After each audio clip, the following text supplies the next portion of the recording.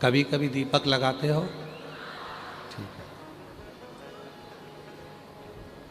पर शिव महापुराण की कथा कहती है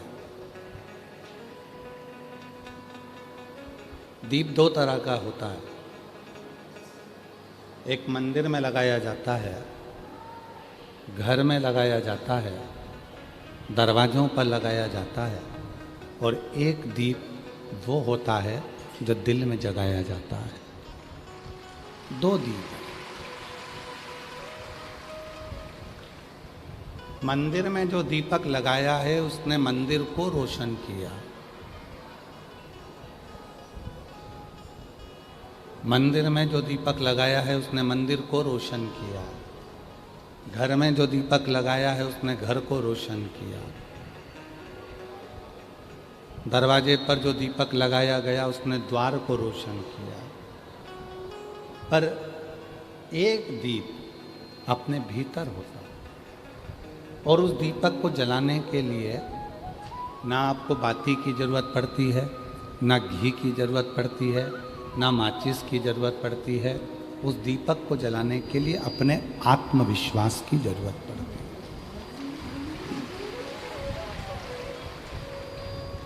कितना आत्मविश्वास आपके अंदर है, कितनी दृढ़ता आपके अंदर है,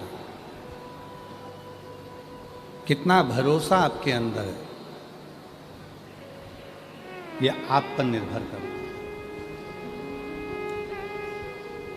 व्यक्ति क्या करता है, मंदिर में तो दीपक लगाता है, दरवाजे पर दीपक लगाता है, घर में दीपक लगाता है, पर अपने भीतर दीपक नहीं जला पाता। हमने पहले भी कहा था, एक विश्वास अपने आप पर, एक विश्वास अपने बाप पर, पिता पर, और एक विश्वास अपने देव अधिदेव महादेव पर जब हो जाता है तो जिंदगी के सारे कार्य सफल हो जाते हैं।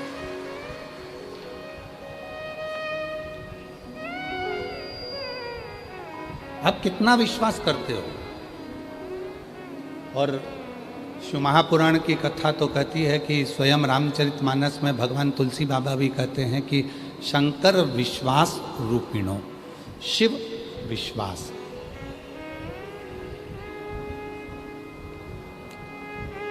अभी पूरे भारत देश में ही नहीं, विदेश में भी गोस्वामी तुलसीदास जी की जयंती महोत्सव मनाया गया। सभी सनातनियों को उनके जयंती महोत्सव की बहुत बहुत बधाई हो, संपूर्ण देशवासी।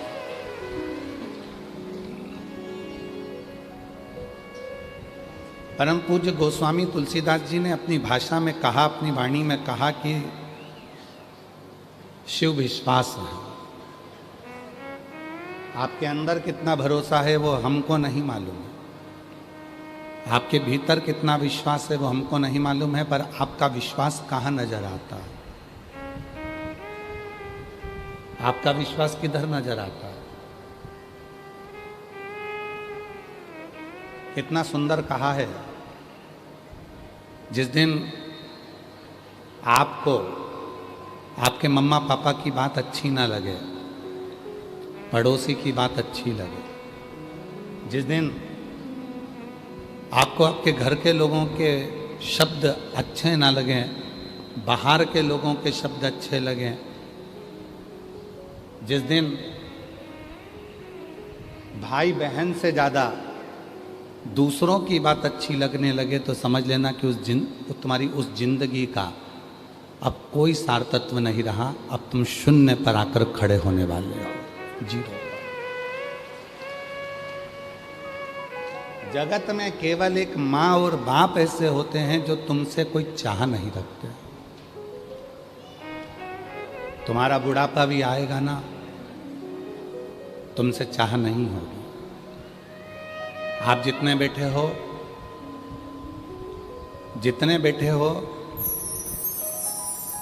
आपकी बूढ़ी माता ने और आपके बूढ़े पिता ने आपको दीपावली पर कितनी बार कपड़े मांगे आपके मम्मी पापा ने आपसे कपड़े? जिस माता पिता की उम्र 60 साल हो गई, 70 साल हो गई, 75 साल हो गई, 80 साल हो गई, वो आपके अपने बच्चों से कभी कपड़े नहीं मांगते कि मुझे दीपावली पर कपड़े दिलाओ। कोई बुजुर्ग माँ बाप अपना जेवर नहीं मांगता कि मुझे सोने चांदी की दुकान पर ले चलो और मुझे जेवर दिलाओ। क्या मांगता है बुजुर्ग? एक बूढ़ा व्यक्ति मांगता है तो केवल इतना मांगता है कि बुढ़ापे में तू मेरे साथ में रहे और मैं तेरे साथ में रहूं और मेरी जिंदगी ऐसी कट जाए।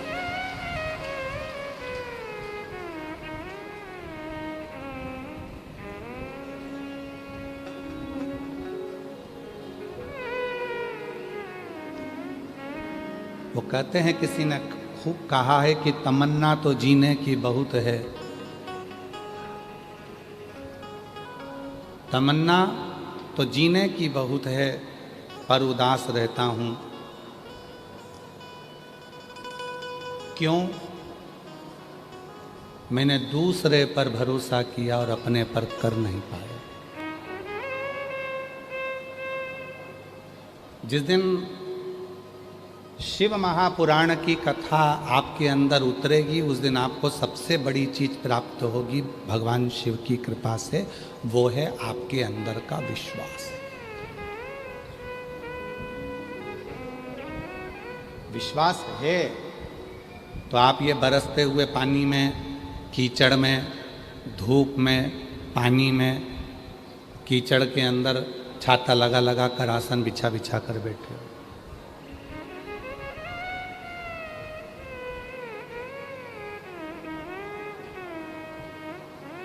उज्जवल पाटनी जी बैठे हैं, मैं उनसे कहूँगा, उज्जवल जी, ये जितने बैठे हैं किसी के घर पे निमंत्रण नहीं जाता है, किसी के घर पे पीला चावल नहीं जाता है, किसी के घर पर पत्रिका नहीं जाती इस कार्यक्रम की। कोई के घर पर जाकर कोई माइक सिस्टम से अनाउंसमेंट नहीं होता कि आपको इस कथा में आना। केवल इनके अंदर का विश्वास इतना प्रबल होता है कि ये खुद कथा को सुनने के लिए दौड़ पड़ते हैं और कथा के पंडाल में पहुंच जाते हैं। ये शिव, ये भक्त।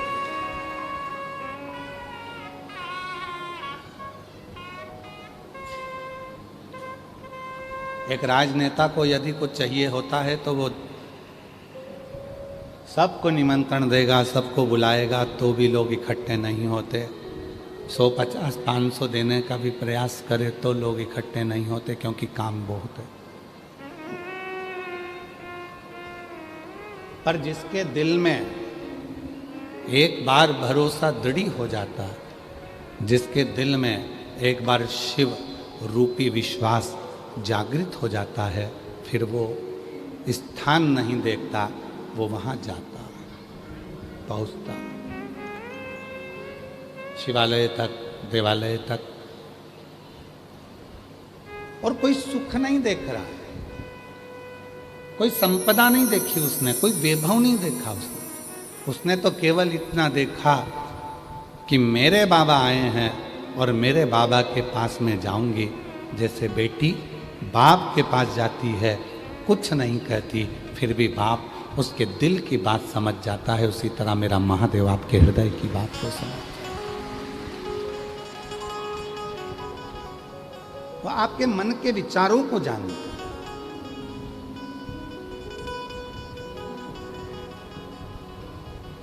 अभी ये कथा होने के पहले हम काशी में थे।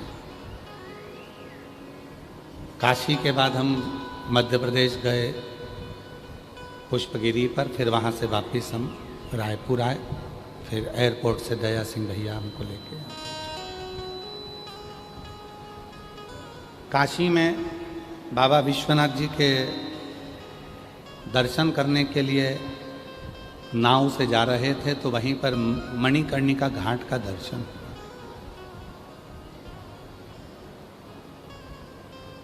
हमने आशीष से कहा, आशीष इधर आओ।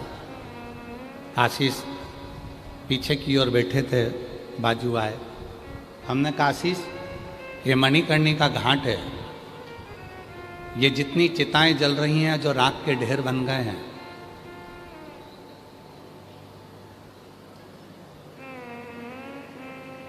हमने कहा, आशीष, एक मन में भाव है, अपन चलकर पूछते हैं मणिकर्णिका के घाट पर उतर कर नाव से, विश्वनाथ जी का दर्शन कर कर आते हैं, फिर अपन मणिकर्णिका के घाट पर चलते हैं और वहाँ चलकर पूछेंगे कि जो ये जल रहा है, जो राख का ढेर बन रहा है, जिसको अंतिम संस्कार किया गया है, इसका मकान कितना बड़ा था, इसकी गाड़ी कितनी बड़ी थी, इसका बंगला कितना बड़ा था।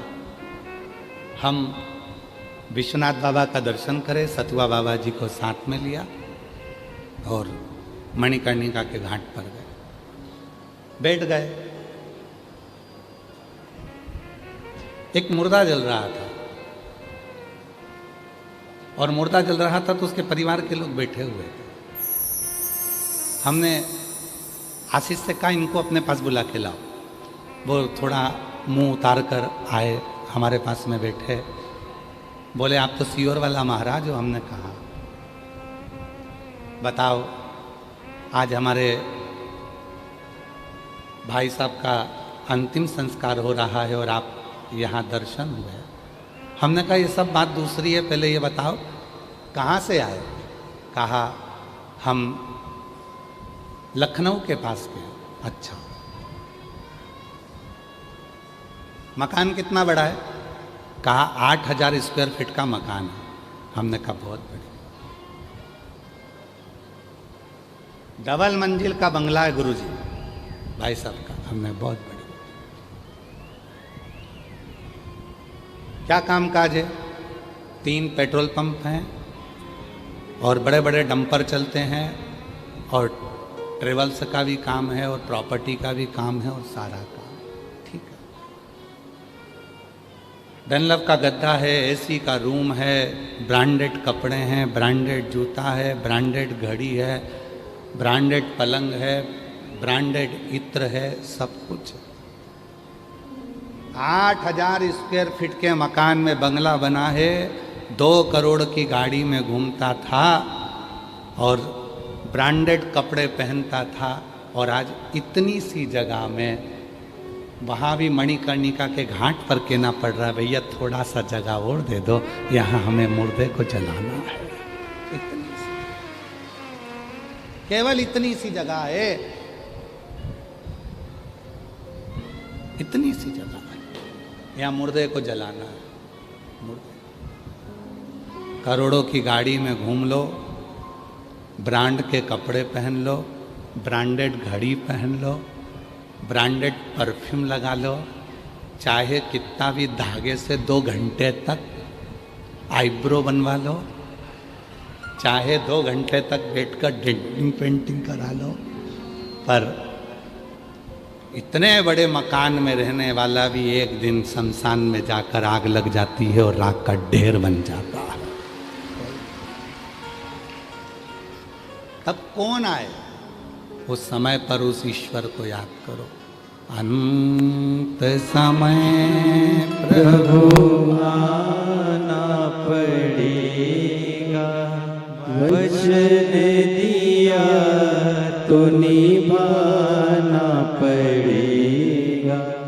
अंत समय प्रभु आना पड़ेगा, वचन दिया तो निभाना पड़ेगा।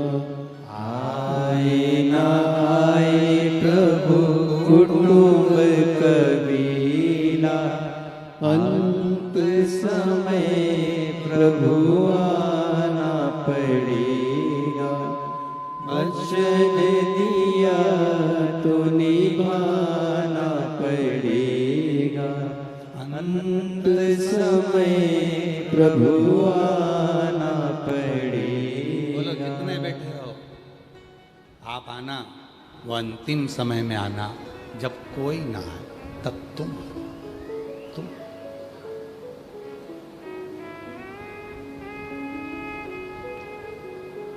दुख जब आएगा।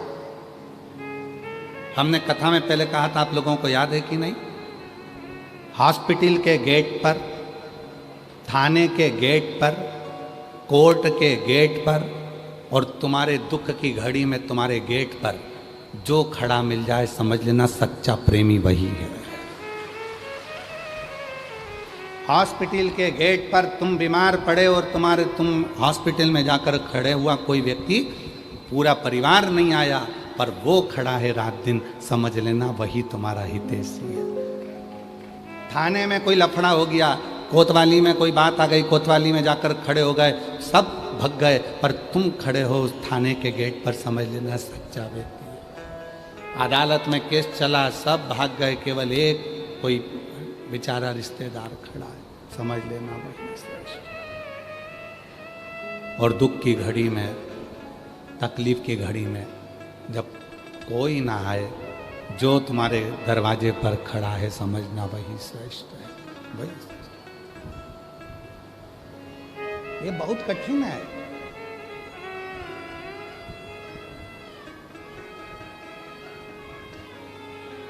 एक नियम, एक ईश्वर से लगन,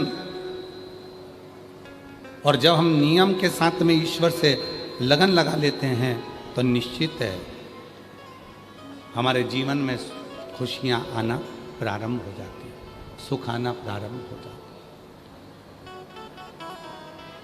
महाराज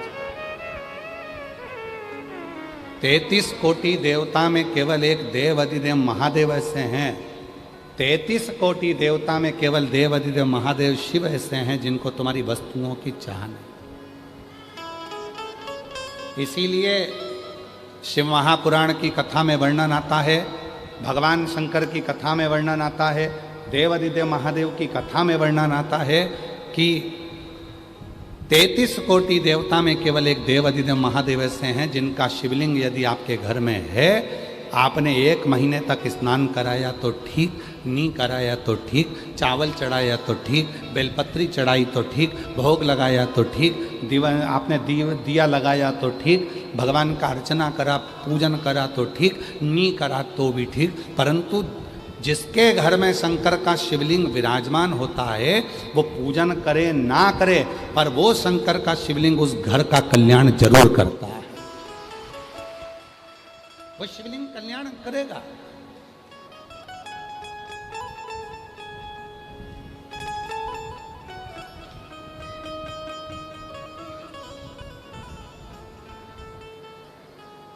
कल दया सिंह जी से बात चल रही थी तो दया सिंह जी बता रहे थे, गुरुजी हम, दया सिंह जी बोल रहे थे कि गुरुजी हम जो है जब किसी को कहते हैं कि भाई कथा हो रही है आपको आना है, तो सब लोग कहते हैं एक बार कराई थी आपने, दूसरी बार कराई, अब तीसरी बार करा रहे हो।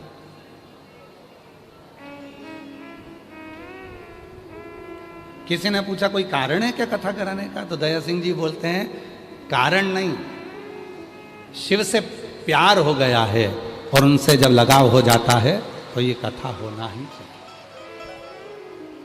शिव से प्रीति हो, शिव से प्रीति।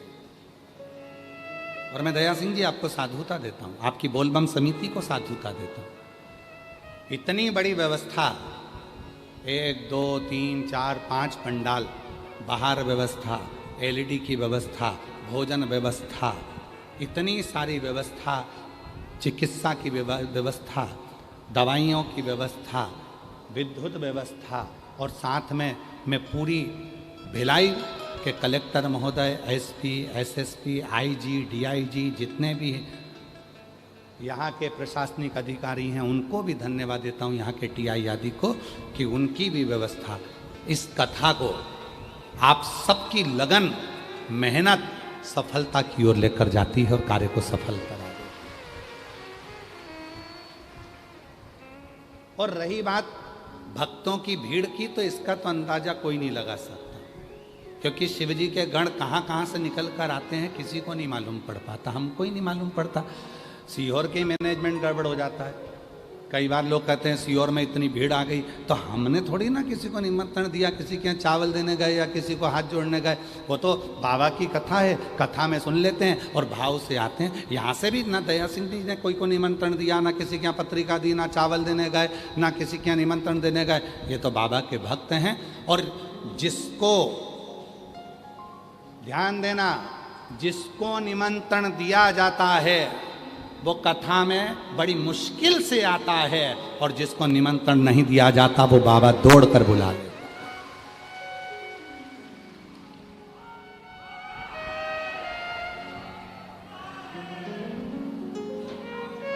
जिसको निमंत्रण दिया जाता है, आप निमंत्रण दो किसी को, आना पड़ेगा, आपको आना पड़ेगा, बस कल आऊँगा, परसों आऊँगा, नरसों आऊँगा, खरसों आऊँगा, और मालूम पड़े खसक ही गए, लो हो गया कल, आऊँगा आऊँगा आऊँगा आऊँगा, और वो आने का इंतजार करते रहे।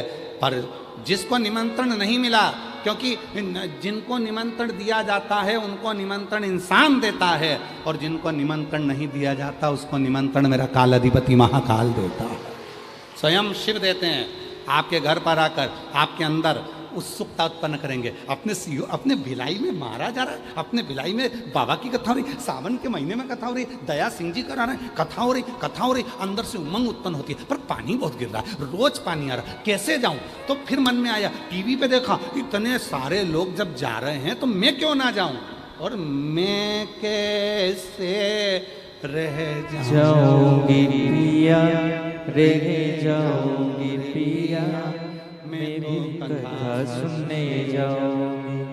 कान खोल के बात मेरी सुन ले ओ पिया, मेरी सुन ले ओ पिया, मेरी कथा सुनने जाऊंगी। और अड़ोसन भी जाए मेरी, पड़ोसन भी जाए, अड़ोसन भी जाए मेरी, पड़ोसन भी जाए, मैं क्यों रह जाऊंगी पिया, रह जाऊंगी पिया, मैं तो कथा सुनने जाऊं। मैं कैसे रहूं? ये दिल अंदर से उमंग देता है। कौन ने निमंत्रण दिया? तो कहा मन ने निमंत्रण दिया है। कौन ने कहा कि तुम? तो ये मन कह रहा था चलो कथा में, चलो चलो बाबा की कथा सुनना है, चलो शिव की कथा सुनना है, सावन का महीना, फिर बाद में योग लगेगा, बाबा ना जाने कब फिर योग लगाएगा, फिर करुणा करेगा, पर अभी तो सुन लो, मौका मिला है, चलो चलो चलो।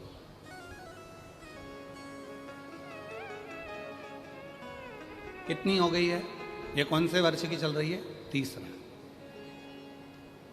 और छोड़ना मत ही तुम दया सिंह जी को, बजाओ जरा एक बार जोरदार, छोड़ना मत ही दया सिंह जी को। और सुनना है ना अभी तो उनको, अरे जम के तो बोलो, छोड़ना नहीं, पकड़ लेना इस दया सिंह को और चिल्लाते रहना वंस मोर वंस मोर।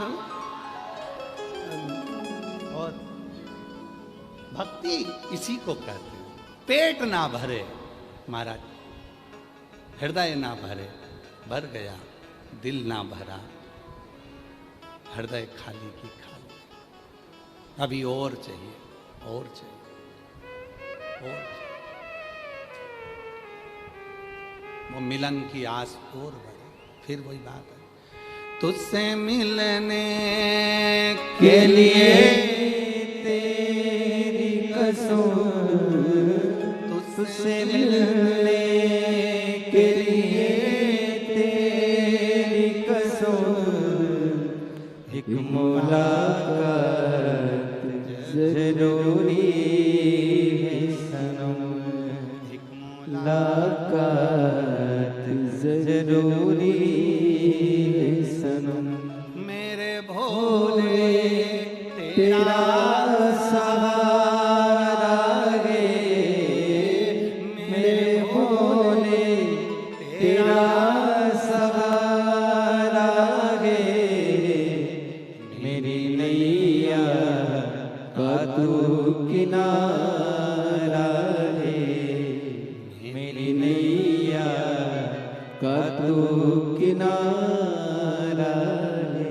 मेरे बाबा तुझे पुकारा है, मेरे बाबा तुझे पुकारा है, मेरी नैया का तू किनारा है, मेरी नैया का तू किनारा है। एक लगन, उस पे एक विश्वास, उसके प्रति एक दृढ़ता जब जागृत हो तो निमंत्रण की नहीं, शिव के बुलावे की जरूरत होती है और भक्त भाग पड़ता है, दौड़ पड़ता है। बोल बम का नारा है, सारी समस्या का हल श्री शिवाय। वो दौड़ पड़ता है जहां सुना वहां। एक कथा है बड़ी सुंदर। एक नारायणपुर में एक शिव का भक्त रहता था। कुम्हार था, घड़े बनाता था, मिट्टी के बर्तन बनाता था। उसका नाम था धनीराम। लोग उसको धनीराम कुम्हार कहते थे। शिव का परम भगत था। अब शिव के भक्त किसको कहेंगे? जो सिर पे चंदन का तिलक लगाएगा उसको शिव का भक्त कहोगे क्या? जम के तो बोलो जरा। नहीं। बहुत सारी जटा बाल बढ़ा लिए तो उसको शिव का भगत कहोगे क्या? नहीं। कपड़े चेंज कर लिए तो शिव का भगत कहोगे क्या?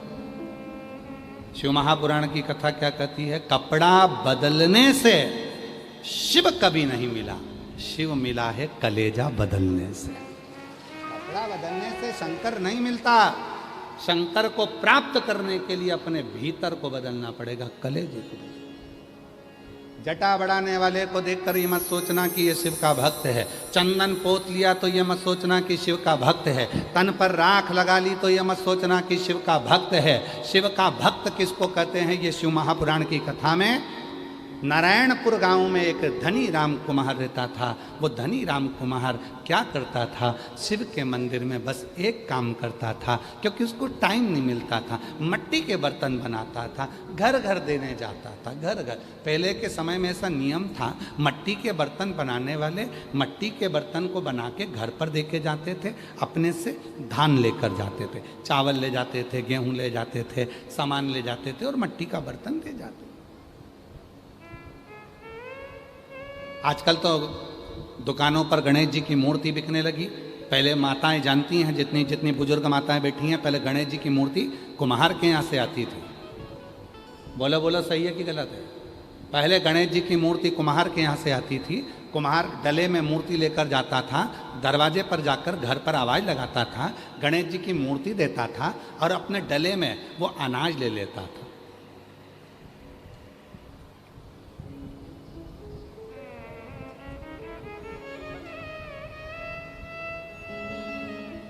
आज के ज़माने में लोग सनातन पर उंगली उठाकर कहते तुम्हारा भगवान मार्केट में बिकता है। अरे मूर्ख, कौन समझाए तुझे?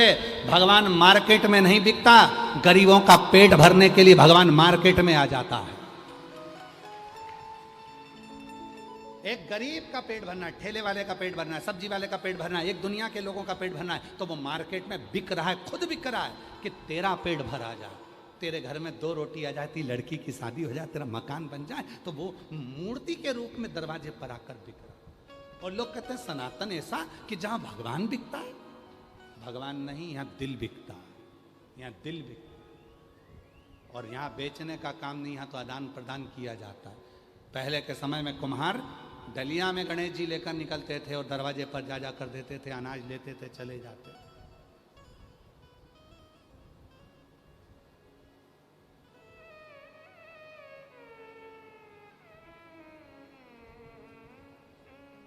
दीपावली के टाइम पर माता लक्ष्मी जी बाजार में बिक रही थी, मिट्टी की मूर्ति। देव ऋषि नारद जी ने देख लिया, नीचे आ गए। लक्ष्मी जी के पास पहुंचकर बोले माता जी गजब हो गया, पूरे भिलाई शहर में, पूरे रायपुर में, पूरे छत्तीसगढ़ में, पूरे मध्य प्रदेश में, पूरे भारत की भूमि पर, पंजाब, हरियाणा, राजस्थान, जहाँ जाओ, महाराष्ट्र आदि सब दूर लक्ष्मी जी आपकी मूर्ति बिक रही है, आप बिक रहे हो। देव ऋषि नारद जी से लक्ष्मी जी ने कहा, नारद ये तेरी गलत फहमी है, मैं बिक नहीं रही हूं। जिनके घरों में अलमारी में कैद थी, आज मैं उसके दरवाजे में अलमारी में से निकलकर गरीब के पास जा रही हूं और गरीब के पास से निकलकर अलमारी के उसके सेठ के दरवाजे तक जा रही हूं। आदान प्रदान है दोनों। यहां मैं बिकी नहीं हूं, यहां मेरा बिकने का काम नहीं है। धनीराम कुम्हार बर्तन लेकर देने जाता था। टाइम नहीं मिलता था, बर्तन बनाए सुखाए, बर्तन बनाए सुखाए, बेचे, बेचारा अकेला कहाँ करे, तो वो टाइम नहीं मिलता। तो शिव जी के मंदिर में केवल एक ही टाइम जाता था, कभी भी 24 घंटे में से जो समय उसको मिलता था उस समय वो शिव के मंदिर में जाता और दिया लगाकर आ जाता। दीप लगाया हुआ, बस एक नियम था, मट्टी का दिया लगाकर शिव के मंदिर में प्रज्वलित करा, आ गया। नियम से काम करता, नियम से भजन करता, और दिन रात मट्टी के बर्तन बनाए तो भगवान का भजन, घर में रहे तो भगवान का भजन, स्मरण, कीर्तन, मंत्र, जाप, बस। और शिव तो शिव है। कहीं मेरे शिव महापुराण की कथा में ऐसा कहीं नहीं लिखा कि तुम अपना घर छोड़कर किसी नदी के तट पर जाकर बैठकर तप करो। शिव महापुराण में यह भी नहीं लिखा कि तुम अपना घर छोड़ दो। शिव महापुराण में यह भी नहीं लिखा कि तुम अपना परिवार छोड़ दो। शिव महापुराण में यह भी नहीं लिखा कि तुम अपना घर, परिवार, कुटुंब, कबीला छोड़कर संत बन जाओ, साधु बन जाओ, सन्यासी बन जाओ। शिव महापुराण में यह भी नहीं लिखा, क्योंकि भगवान शंकर सीख देते हैं, मैं सुख हो चाहे दुख हो अपनी पत्नी को नहीं छोड़ता, अपने बच्चों को नहीं छोड़ता, अपने परिवार को नहीं छोड़ता और अपने गांव को नहीं छोड़ता। तो तुम थोड़ा सा दुख आता है और तुम इतने निराश हो जाते हो, इतने निराश। अभी एक इंदौर की घटना देखी, उसमें पति पत्नी का झगड़ा हुआ और पत्नी को मार दिया, पत्नी मर गई, बच्चे मर गए। फिर एक घटना देखी कहीं उत्तर प्रदेश की कि आपस में झगड़ा हुआ और पति पत्नी आपस में बच्चों को मार के खुद मर गए। कहाँ है? शिव महापुराण में कहीं नहीं लिखा कि तुम संत बन जाओ। शिव महापुराण में कहीं नहीं लिखा कि तुम साधु बन जाओ। शिव महापुराण में कहीं नहीं लिखा कि तुम तपस्वी बन जाओ। शिव महापुराण में इतना लिखा है, साधु बनना सरल है, सन्यासी बनना सरल है, तपस्वी बनना सरल है, नदी के घाट पर बैठकर तप करना सरल है, पर घर में रहकर परिवार का भरण पोषण करना कठिन है और एक अच्छा गृहस्थी बनना कठिन। शिव पुराण कहती है, शंकर जी की कथा कहती है, शिव जी कहते हैं मैं अपनी पत्नी के साथ रहता हूं। कोई देवता, भगवान नारायण की मूर्ति का दर्शन करिए, भगवान विष्णु की मूर्ति का दर्शन करिए, भगवान विष्णु के पास में लक्ष्मी जी मिलेंगी। बोलो सही है कि गलत है? जम के तो बोलो। सीताराम जी का दर्शन करिए, राम जी के पास में माता जानकी जी मिलेंगी। राधा कृष्ण का दर्शन करिए, कृष्ण जी के पास में राधा जी मिलेंगी।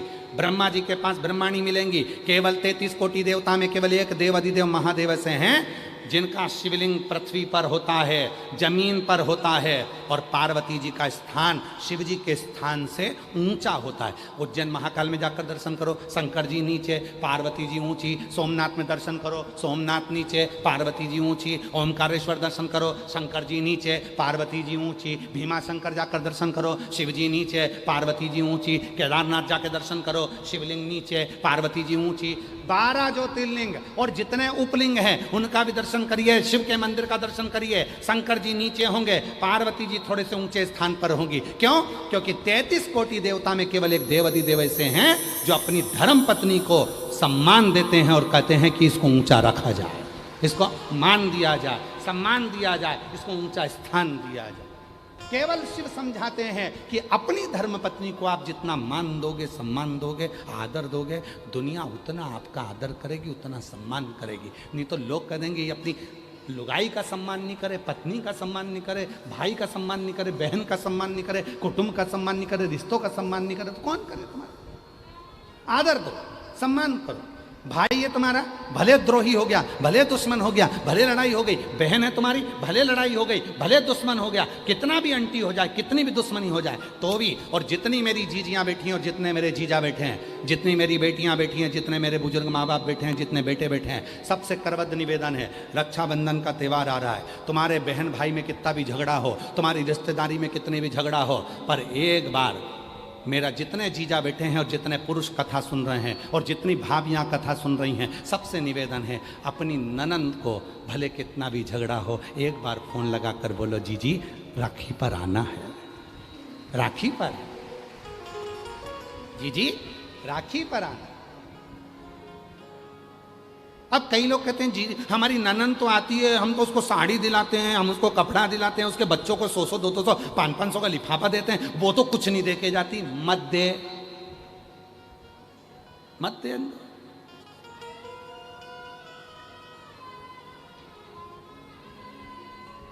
कथा कहती है गाय और बेटी। जम के बोलो क्या क्या? गौ माता और बेटी। गाय जब तुम्हारे दरवाजे पर आती है तो तुम्हारे दुख हर कर जाती है, और बेटी भले तुम्हारे यहाँ आकर मायके में कुछ ना दे, फिर भी वो तुम्हारे पूरे दुख को हर कर लेकर चली जाती है। गाय और बेटी, ये दुख है।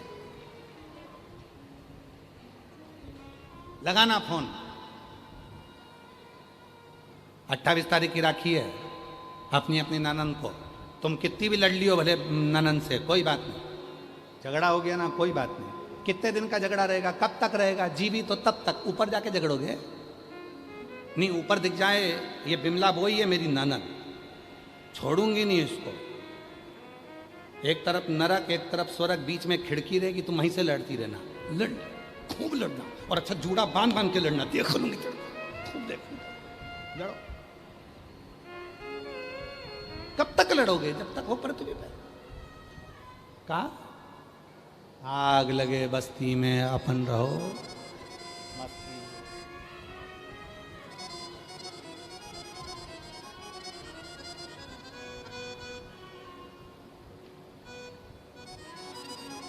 आग लगे बस्ती में अपन रहो मस्ती में, क्या किसको रोइए। जम के बोलो जरा चादर तान के सोइए। क्या करना अपन को? कौन क्या बोल रहा है, कौन क्या कह रहा है, क्या कह रहा है यार। मस्त रहो, आनंद में, खूब फुल स्माइल में, प्रसन्न चित्त। जितना ज्यादा कर्जा हो उतने ज्यादा खुश रहना, जितने ज्यादा बीमार हो उतने ज्यादा स्माइल में रहना। जितना दुख परमात्मा दे उससे, जितना दुख दे उससे दुगने खुश रहना। मंदिर जाना तो ऐसे जाना बड़े प्रसन्न होकर, तो आस पड़ोसी भी सोचें इतनी कर्जे में है, इसका लड़का इतना त्राण दे, बहू इतनी परेशान करे, इसके बाद भी इसके चेहरे पे सल नहीं आए।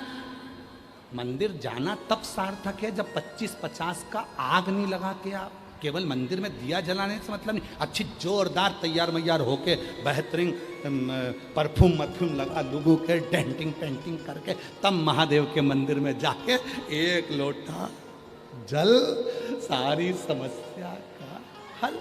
तो मोहल्ले के लोग कहेंगे इतना कर्जा है, इतनी दुखी है, इतनी तकलीफ में, इसको इतनी बीमारी है, इसके घर में इतना तकलीफ चल रहा है, इसके घर में इतना कर्जा हो गया, इसके घर में ये हो गया, इसके घर में वो हो गया, उसके बाद भी इतनी नहीं मुस्कुरा रही है। और ये बात केवल पड़ोसी को नहीं लगेगी, स्वयं पार्वती जी भी शिव जी से कहेंगे भोले बाबा ये वही है जिसके घर में इतनी तकलीफ चल रही है। शंकर भगवान बोले तो तकलीफ तुझे क्यों है? भगवान पार्वती जी कहेंगे कि इतनी तकलीफ होने के बाद इतनी कैसे मुस्कुराती है? शंकर भगवान कहते हैं सुन पार्वती, दुख होने पर भी जो मुझे मुस्कुराता हुआ एक लोटा जल चढ़ाता है, मैं उसे आशीर्वाद में वही मुस्कुराहट दे देता हूँ, मैं उसे मुस्कुराहट दे देता हूँ। अब तेरी दुख की घड़ी गई, अब तेरी तकलीफ की घड़ी गई, तूने बहुत रो लिया, बहुत दुख कर लिया, अब चिंता मत करना, अब मैं हूँ। और जो जैसी भावना लाया वो वैसा ही फल पाया, नहीं खाली उसे लौटाया वो मन ही मन हर्षाया। और कर दिया माला माल काशी वाले ने, लुटा दिया भंडार काशी वाले ने, लुटा दिया भंडार काशी वाले ने, लुटा दिया भंडार काशी वाले ने, कर दिया माला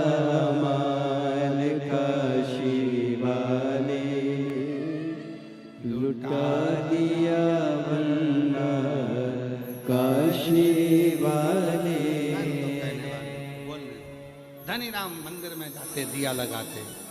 एक नियम था, ज़्यादा नहीं। अच्छा, लोग कहें कि धनी राम को शिव का भक्त कहेंगे क्या? क्यों नहीं कहेंगे? जो अपनी जिंदगी में एक नियम ले लेता है उसको भगवान का भक्त कहा जाता है।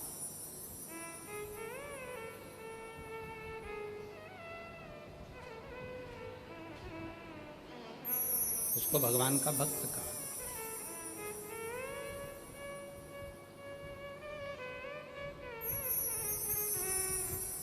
धनी राम दिया लगा के रोज। एक दिन ऐसा समय आ गया, समय का क्या भरोसा।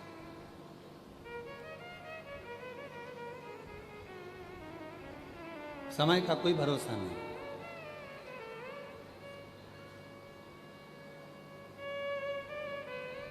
इसीलिए आप लोगों से कहा समय का कोई भरोसा नहीं। जब तक तुम्हारी दुकान चले तो एक दो प्लाट खरीद लो। नौकरी में रहो तो पत्नी के जेवर बना लो।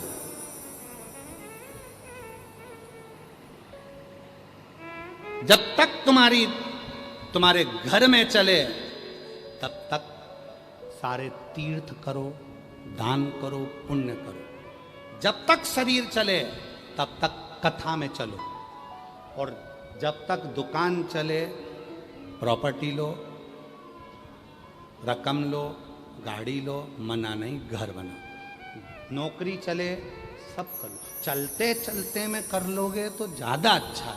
जब नी चलेगी और तब सोचोगे कि यार मेरे को सोने का एक रानी हार बना लेना था, अब तो दुकान ही नहीं चल रही, नौकरी भी नहीं है, तो फिर नी चले तो अब बना के क्या करेगी। तो चलते में काम करो। उसी तरह आपसे निवेदन है, जब तक शरीर चल रहा है, सांस चल रही है, तब तक एक लोटा जल लेकर शिव के मंदिर चलो। ये शरीर चले तब तक चलो, चलते में काम कर लो। जिस दिन दुकान चलना बंद हो जाएगी उस दिन फिर तुम ना प्रॉपर्टी ले पाओगे, ना गाड़ी ले पाओगे, ना घड़ी ले पाओगे। तो अभी ले लो, अभी चल रही है ना, अभी अपना काम चल रहा है ना, ले करो। और अभी अपना शरीर चल रहा है ना तो तीर्थ करो। अभी अपना हाथ चल रहा है तो दान पुण्य कर लो। मन पड़े किसी को 2 रुपए का कुछ पकवान खिला दो, भोजन करा दो, पानी की बोतल पिला दो। अपने अभी चल रहा है तो नहीं चलेगा जब देखा। और समय का क्या भरोसा, क्या भरोसा समय। साथ देता नहीं किसी का, क्या भरोसा है इस जिंदगी का। साथ देती नहीं किसी का, क्या भरोसा है इस जिंदगी का। जीवन में कोई भरोसा नहीं है शरीर का, क्या भरोसा। चल रहा है, भजन करो, खूब जपो। अच्छा, मेरी जीजियां जितनी बैठी हैं, मेरी जीजी बोलो तो जरा ईमानदारी से बोलना। जितनी मेरी जिज्जी बैठी है, जितनी मेरी जीजियां बैठी है, सब ईमानदारी से बोलना। जो व्रत नवरात्रे का, हरतालिका तीज का, चतुर्थी का, पंचमी का, छठ का, जो भी व्रत तुम बचपन में कर लेती हो, जवानी में कर लेती हो, अधेड़ी में कर लेती हो, वो व्रत फिर बुढ़ापे में रहता बन जाए क्या? अरे बोलो तो सुन के। फिर तो क्या बोलती हो, हरतालिका माता अब मेरे से नी होए। तो अब नी होए तो क्या करें? तो क्या अब एक काम करूं, मैं तो हरतालिका तीज का उद्यापन कर दूं, और उद्यापन करके मैं पहली पूजन करने के बाद चाय पी जाऊं लोटा भर के। अब मेरे से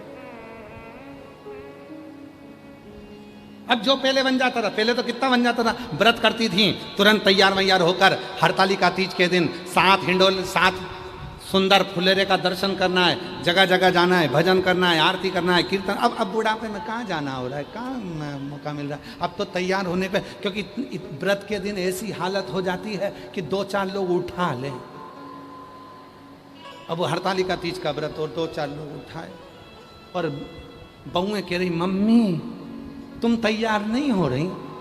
इतने में मम्मी बोली बेटा तू हो ले, तेरे जमाने में जब मैं थी तो मैं ऐसी तैयार होती थी, और मेरे जमाने में तू आएगी तब मालूम पड़ेगा।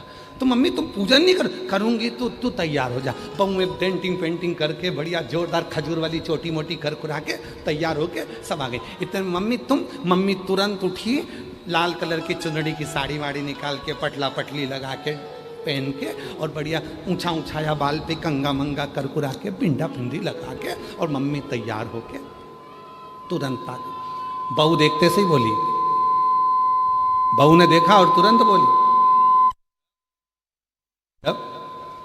बहू देखते से ही बोली, हम तो 1 घंटे से तैयार हुए तब अच्छे लग रहे हैं, मम्मी तुम तो गजब की दिख रही। मम्मी बोली, ये चमक ये दमक फूल बन में महक सब कुछ सरकार तुम्हारी से सब। चलो अब देखो जरा, बहू नवयुवक है तो भी रात्रि भर जग नहीं पा रही है। सास वृद्ध है, हरतालिका के दिन ढोलक बजा बजा कर भजन गा रही है। इसको कहते हैं ऊर्जा। शरीर है, चल रहा है, चला।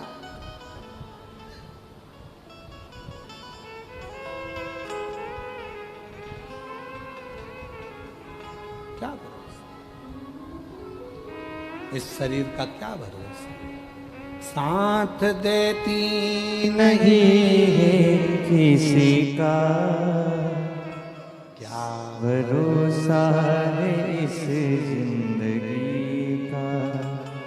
साथ देती नहीं है किसी का, क्या भरोसा है इस जिंदगी का। क्या भरोसा है इस जिंदगी का। क्या भरोसा है जीवन में, कोई भरोसा। आज मौका मिला है, भजन करो, स्मरण करो। समय का सदुपयोग करना सीखो, धन का सदुपयोग करना सीखो, विचारों का सदुपयोग करना सीखो, वाणी का सदुपयोग करना सीखो, अपने व्यवहार का सदुपयोग करना सीखो। सदुपयोग करो।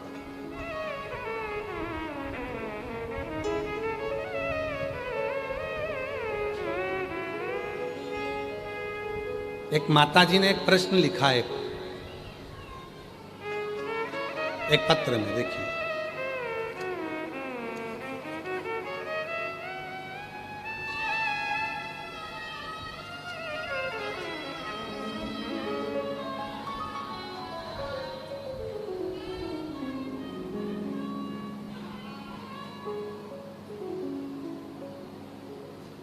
एक माता जी ने प्रश्न लिखा है, एलईडी पर सब पढ़ेंगे और आस्था चैनल पर भी सब पढ़ेंगे। मेरा नाम प्रेरणा साहू है। मैं और हम भाटा गांव रायपुर से आए हैं। कहीं बैठे हैं तो हाथ हिला सकती हैं, आप ही हैं, हाथ हिलाओ एक बार वापस। ये हैं, हाँ वापस हाथ हिलाओ एक बार। मेरा नाम प्रेरणा साहू है और हम भाटा गांव रायपुर से आए। हाँ ठीक है, दिख गए हो, दिख गए, आ जाओ आ जाओ। जिनने पत्र लिखा है वही आना, पूरा गांव ना आना। हाँ आ जाओ। गुरुदेव, आपने अपनी कथाओं में कन्यादान के महत्व के बारे में बताया, परंतु वो पिता माता क्या करें जिनकी कोई कन्या संतान ही नहीं है। क्या कन्यादान किए बिना कन्यादान का फल पाया जा सकता है? जिनकी कन्या ही नहीं है वो कन्यादान कैसे करे? अरे भाई, सीधा सीधा काम है। कन्यादान में जितना धन लगता है वो इकट्ठा करो। बेटी की परवरिश में जितना धन लगता है वो सोच के रखो। अपने परिवार में, अपने कुटुंब में,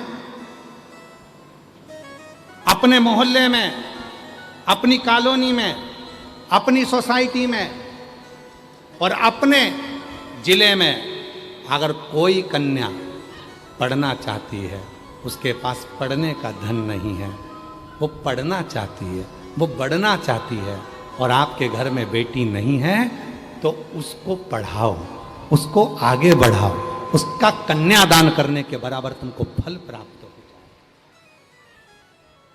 जरूरी नहीं है कि हमारे घर में बेटी नहीं है तो हम कन्यादान का फल कैसे मिलेगा। कन्यादान का फल मिलेगा, पहले अपने परिवार में देखो, कोई लड़की पढ़ना चाहती है, उसके पास पैसा नहीं है, उसको पढ़ाओ। परिवार में सबके पास है तो मोहल्ले में देखो, मोहल्ले में सबके पास है तो गांव में देखो, गांव में सबके पास है तो अपने क्षेत्र में, पंचायत में देखो, कोई तो मिलेगा जिसको पढ़ना है, जिसको पढ़ना है। और मेरी जीजियों, एक बात याद रखना, हमने इसी जयंती स्टेडियम में जब दया सिंह भैया आपने जब पिछली बार कथा करवाई थी तो इसके पहली वाली कथा 2024 की, तो उस समय पर हम एक बात कहे थे, आपके स्मरण में था और आपने उस बात के लिए कहा भी था कि गुरुजी ये गजब की बात है। उस समय हमने कहकर गए थे कि एक बेटी के लिए सबसे बड़ा कन्यादान क्या होता है? अलमारी देना, फ्रिज देना, गाड़ी देना, बंगला देना, सामान देना। एक बेटी का सबसे बड़ा कन्यादान क्या होता है? तो हम 2024 में यहाँ कह कर गए थे, एक बेटी को अगर कन्यादान में कुछ देना चाहते हो तो अच्छी शिक्षा दीजिए और अच्छी पढ़ाई कराओ, अच्छी एजुकेशन कराओ, जिससे बेटी अपने पाँव पर खड़ी हो सके। और मैं दया सिंह भैया आपको साधुवाद देता हूँ इस चीज़ के लिए। हमारे दया भैया ने भी कई बच्चियों को, जैसे सीहोर में कुबरेश्वर धाम पर जो बच्चों की पढ़ाई कराई जाती है, लगभग 1000-2000 बच्चे सीहोर कुबरेश्वर के धाम से आप लोग जो सहयोग देते हो उससे बच्चे बच्चियां पढ़ते हैं। उसमें दया सिंह भैया का भी बहुत बड़ा योगदान है। एक बार जोरदार ताली बजाएं श्री दया सिंह भैया। साधुता है बेटी, शिक्षा दो। सबसे बड़ा कन्यादान क्या है? सोने की अंगूठी नहीं, जेवर नहीं, ये सब अपनी जगह पर है, गाड़ी अपनी जगह पर, बंगला अपनी जगह पर। कन्यादान में तुमने ये दिया, कन्यादान में वो दिया, 1000 आदमी को भोजन कराया, रिसेप्शन कराया, 50 आदमी का, 500 आदमी का, 100 आदमी का, हमने रिटर्न गिफ्ट ये दिया, हमारी बहन आई थी तो हमने ये दिया। ये सब बात की बात है, पर सबसे बड़ा दान अगर कुछ है तो शिक्षा दान है, जो अपनी बेटियों को, अपने बच्चों को अच्छी शिक्षा दीजिए, अच्छा एजुकेशन दीजिए, अच्छा कॉलेज दीजिए, अच्छी पढ़ाई कराइए।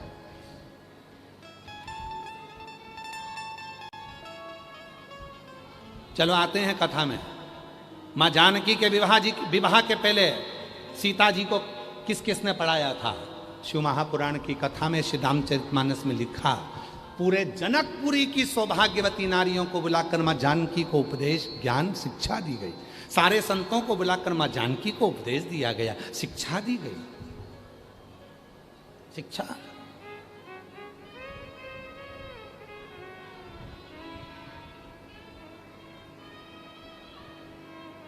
पार्वती मैया का विवाह हुआ, उसके पहले जब पार्वती जी की माता मेनावती को मालूम पड़ा कि पार्वती जी का विवाह शिव जी के साथ हो रहा है, वो तो नग्न वेशधारी और भूत प्रेत साथ में चलते हैं, उनके साथ बेटी कैसे भी आओ? तो भगवान हिमालय राज ने सबसे पहले शिक्षा अध्ययन करवाई अपनी धर्मपत्नी मेनावती को। बुलाया संत साधुओं को और बुलाकर कहा, मेनावती को ज्ञान दो, उपदेश दो कि शिव में और ये शमशान में अंतर है, साधारण आदमी में अंतर है। फिर पार्वती जी को समझाया। पार्वती जी को किसने उपदेश दिया था? किसने? कौन?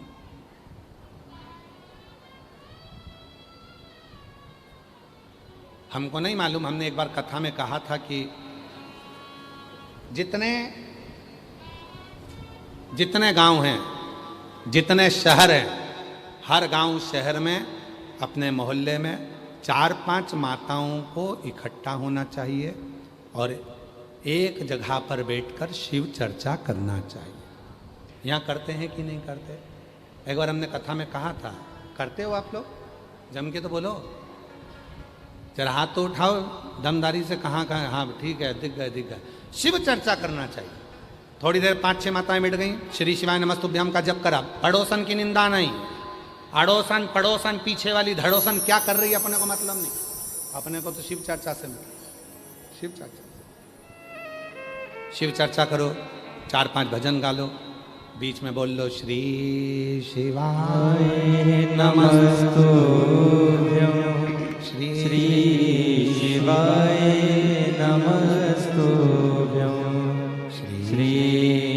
शिवाय नमस्तुभ्यं श्री शिवाय नमस्तुभ्यं। शिव चर्चा मतलब आपस में एक दूसरे को अपने विचारों का आदान प्रदान, शिक्षा। शिव चर्चा में गुरु कौन होता है मालूम है आपको? गुरु किसको कहते हैं शिव चर्चा? शिव पुराण कहती है शिव चर्चा का गुरु है शिव। उसका मंत्र है नमः शिवाय, उसका मंत्र है श्री शिवाय नमस्ते। शिव चर्चा करो, शिव चर्चा।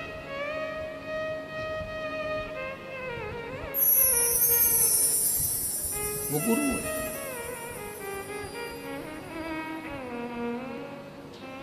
और तेरे ही सहारे जिया जा रहा, तेरा ही नाम लिए जा रहा, तेरे ही सहारे जिया जा रहा, तेरे नाम लिए जा रहा। उसका स्मरण ही मूल। सबसे बड़ा कन्यादान शिक्षादान, दुनिया का सबसे बड़ा दान शिक्षादान। करो, पढ़ाओ, बेटी पढ़ाओ, बेटा पढ़ाओ। और एक निवेदन है आज इस व्यासपीठ से, 2026 की इस पवित्र भिलाई की कथा से एक निवेदन है, जितना बेटी को पढ़ाओ, जितना बेटे को पढ़ाओ, उतना ही अपनी बहू को भी पढ़ाओ। बहू को भी पढ़ाओ। बहू पढ़ेगी तो तुम्हारे बच्चों का इतिहास गढ़ेगी। तुम बेटी को पढ़ाने में लगे, बेटी पढ़ाओ, बेटी पढ़ाओ, तो बहू घर में आई है, उसको भी पढ़ना, उसको भी एजुकेशन की जरूरत है। वो भी सोचती है मम्मी मुझे नौकरी करना है, मम्मा मुझे ये करना है, मैं पढ़ाई कर लूँ। नहीं, पढ़ाई करके क्या करेगी? अब हो गया तेरे मायके में पढ़ के आ गई, चल अब नहीं पढ़ना, अब नहीं पढ़ाऊंगी, बहुत हो गया। नहीं, बेटी पढ़ाओ, बेटा पढ़ाओ, साथ में बहू पढ़ाओ। और बहू पढ़ाओगे तो वो तुम्हारे घर के बच्चों का इतिहास गढ़ेगी। वो बहू तुम्हारे बच्चों को पढ़ाओ। धन है, शिक्षा धन।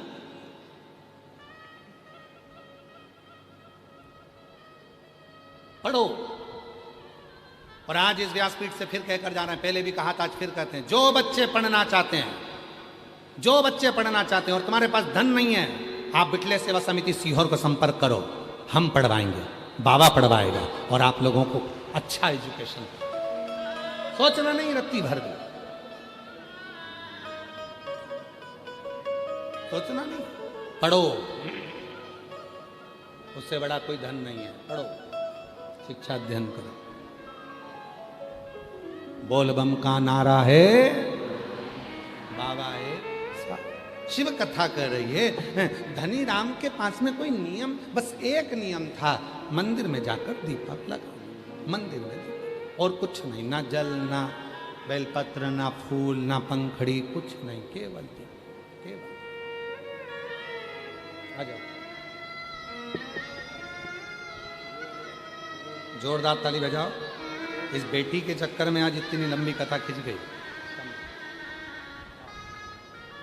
इसी बेटी ने प्रश्न किया था, अगर घर में बेटी ना हो तो कन्यादान का फल कैसे मिलेगा? तो मेरा इस बेटी को भी साधुता और सबको साधुता कि कन्यादान का फल जब मिलेगा जब आप किसी बेटी को पढ़ाओगे और उसको आगे बढ़ाओगे। पढ़ाओ।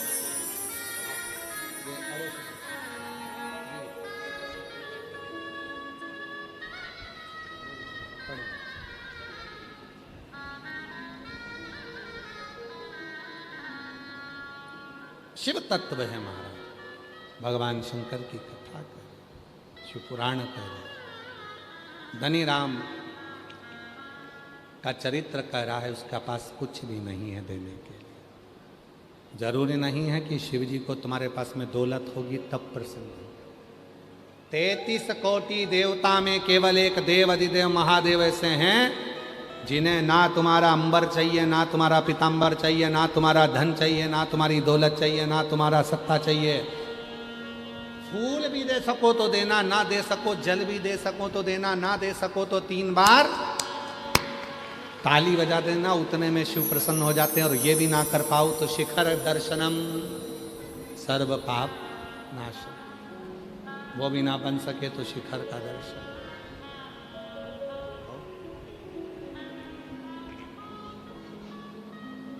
मात्र शिखर,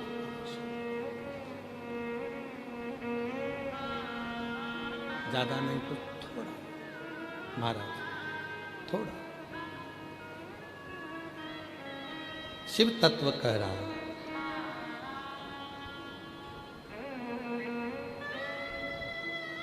ये पूरी उम्र जो परमात्मा ने दी है वो उसकी सेवा में निकल जाए।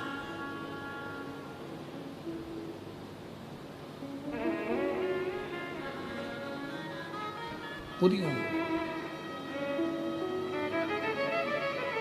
ये उम्र जो मिली है सब उसकी सेवा में।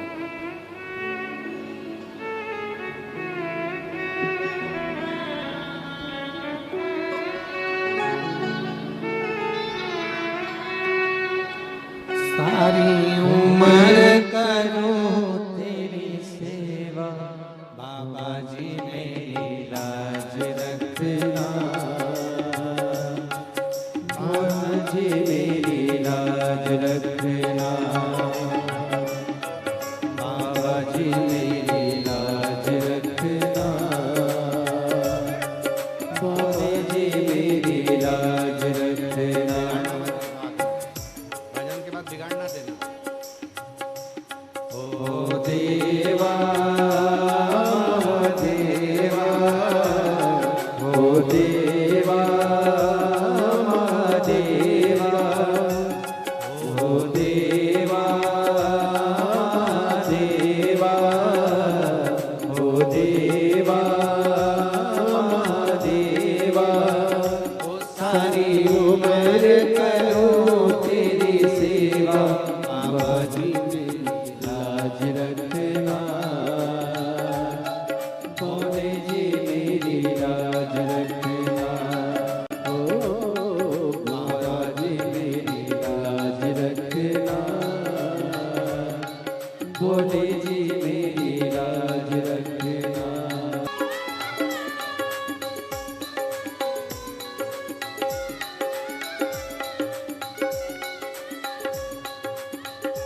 तेरे संग में गौरा विराजे, तेरे संग में गौरा विराजे, तेरे संग में गौरा विराजे, तेरे संग में गौरा विराजे।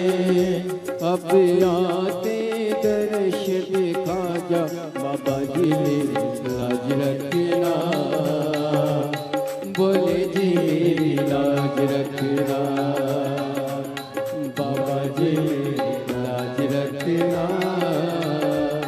बोले जी मेरी लाज रखना। ओ देवा महादेवा, ओ देवा महादेवा, सारी उम्र करो तेरी सेवा, बाबा जी मेरी लाज रखना, बोले जी मेरी लाज रखना, बाबा जी मेरी लाज रखना, बोले जी मेरी लाज रखना, बाबा जी मेरी लाज रखना, बोले जी मेरी लाज रखना।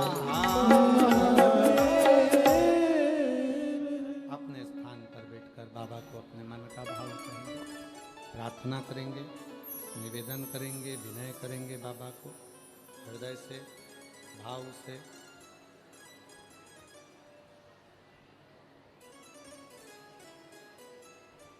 दिल से बाबा को अपने मन का भाव कहें, प्रार्थना करें, विनय करें। ये कथा भिलाई जयंती स्टेडियम में जो चल रही है, हमारे बीच में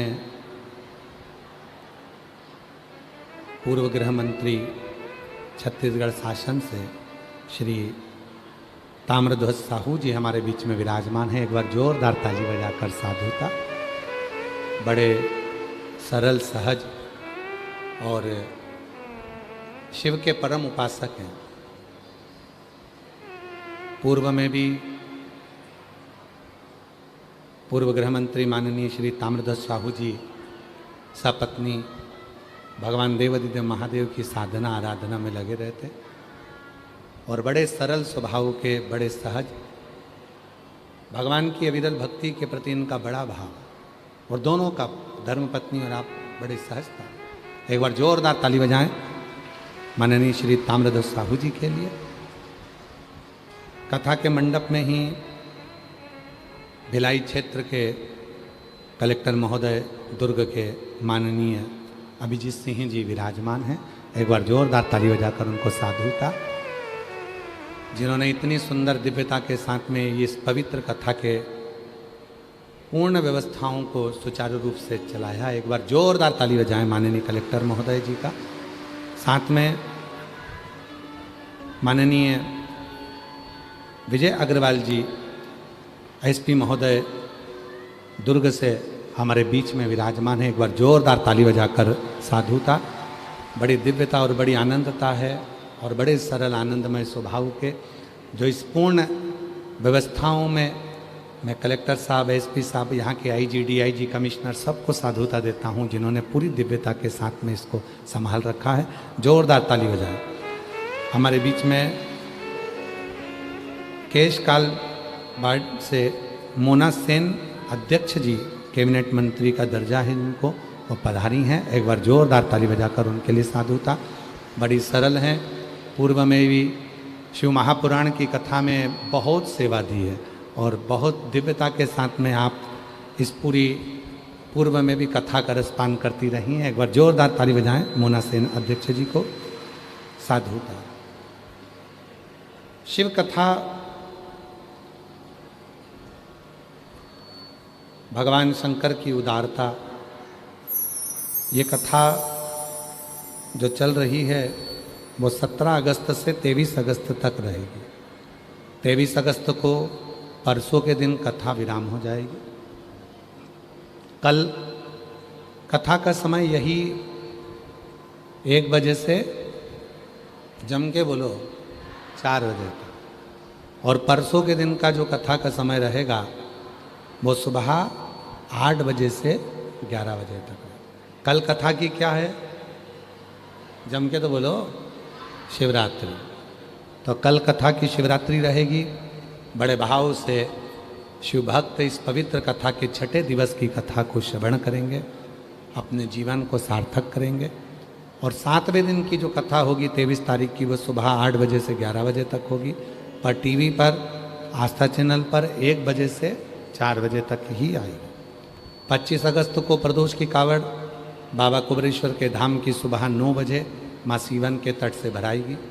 आसपास के क्षेत्रवासी जो आ रहे हैं कावड़ का दर्शन करने के लिए, सबको मालूम है यह कामना की कावड़ होती है।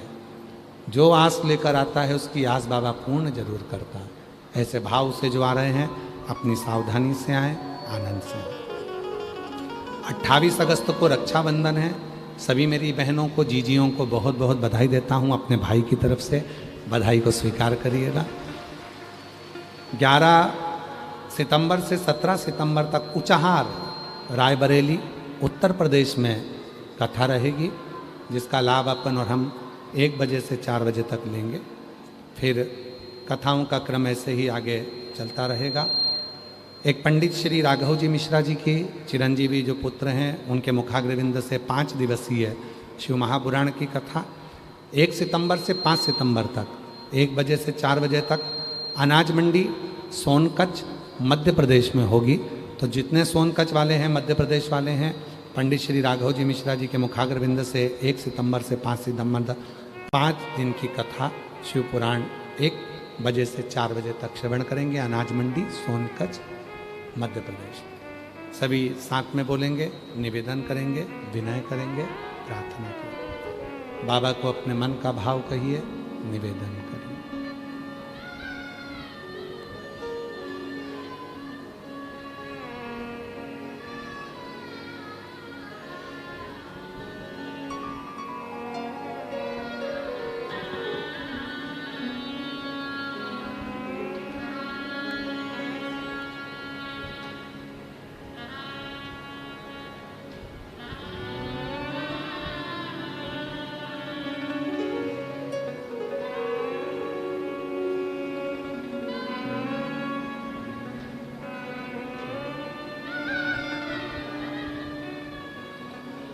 श्री शिवाय नमस्तु। श्री शिवाय नमस्तु। श्री शिवाय नमस्तु। श्री शिवाय नमस्तु। श्री शिवाय नमस्तु। भोला सब दुख काटो हमारा, भोला सब दुख काटो हमारा। शंकर जपो तेरी माला, भोले बाबा जपो तेरी माला। भोला सब दुख काटो हमारा, भोला सब दुख काटो हमारा। शिव मंगल मंगलकारी, हे शिव मंगल मंगलकारी।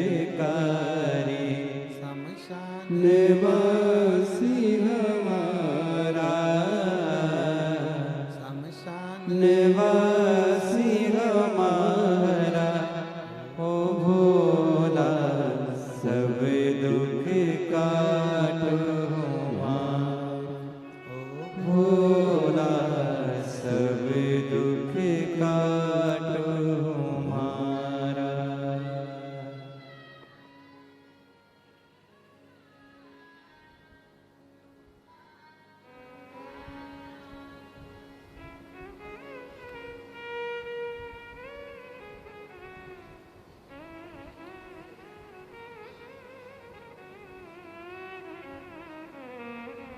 बाबा देवादिदेव महादेव भगवान शिव ओगढ़वानी त्रिकालदर्शी कैलाशी विनाशी भगवान शंकर की पवित्र कथा कर रही है।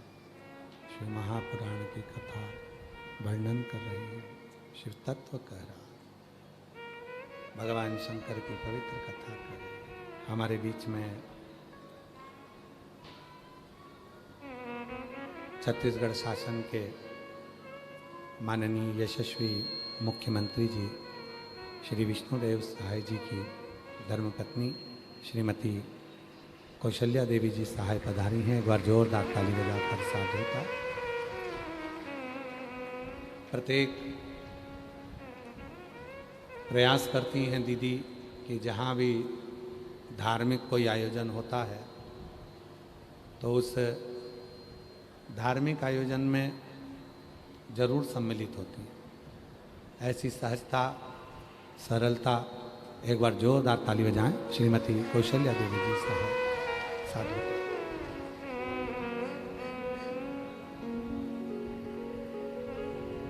शिव तत्व कह रहा, भगवान शंकर की कथा कर रहे, शिव महापुराण की कथा वर्णन कर रही है। शिव तत्व का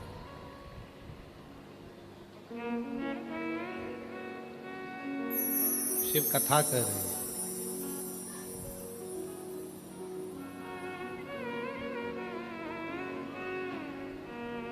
बाबा देवादिदेव महादेव का चरित्र कह रहा।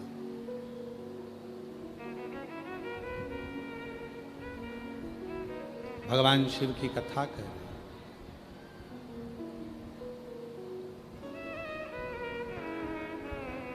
दया भैया ले आओ सभी अतिथियों को, आ जाइए। सभी अतिथि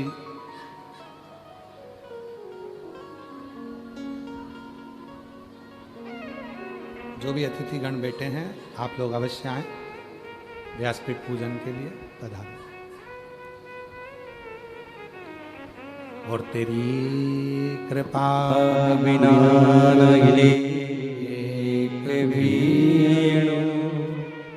लेते हैं श्वास तेरी कृपा से तनु तनु बखान क्या करूं मैं राहों के ढेर का चपटी बहुत में खजाना कुबेर का हे गंगाधार मुक्ति द्वार ओमकार तू भोले ओमकार तू आयो शरण तिहारी शंभु तार तार तू कैलाश के निवासी नमो बार बार हो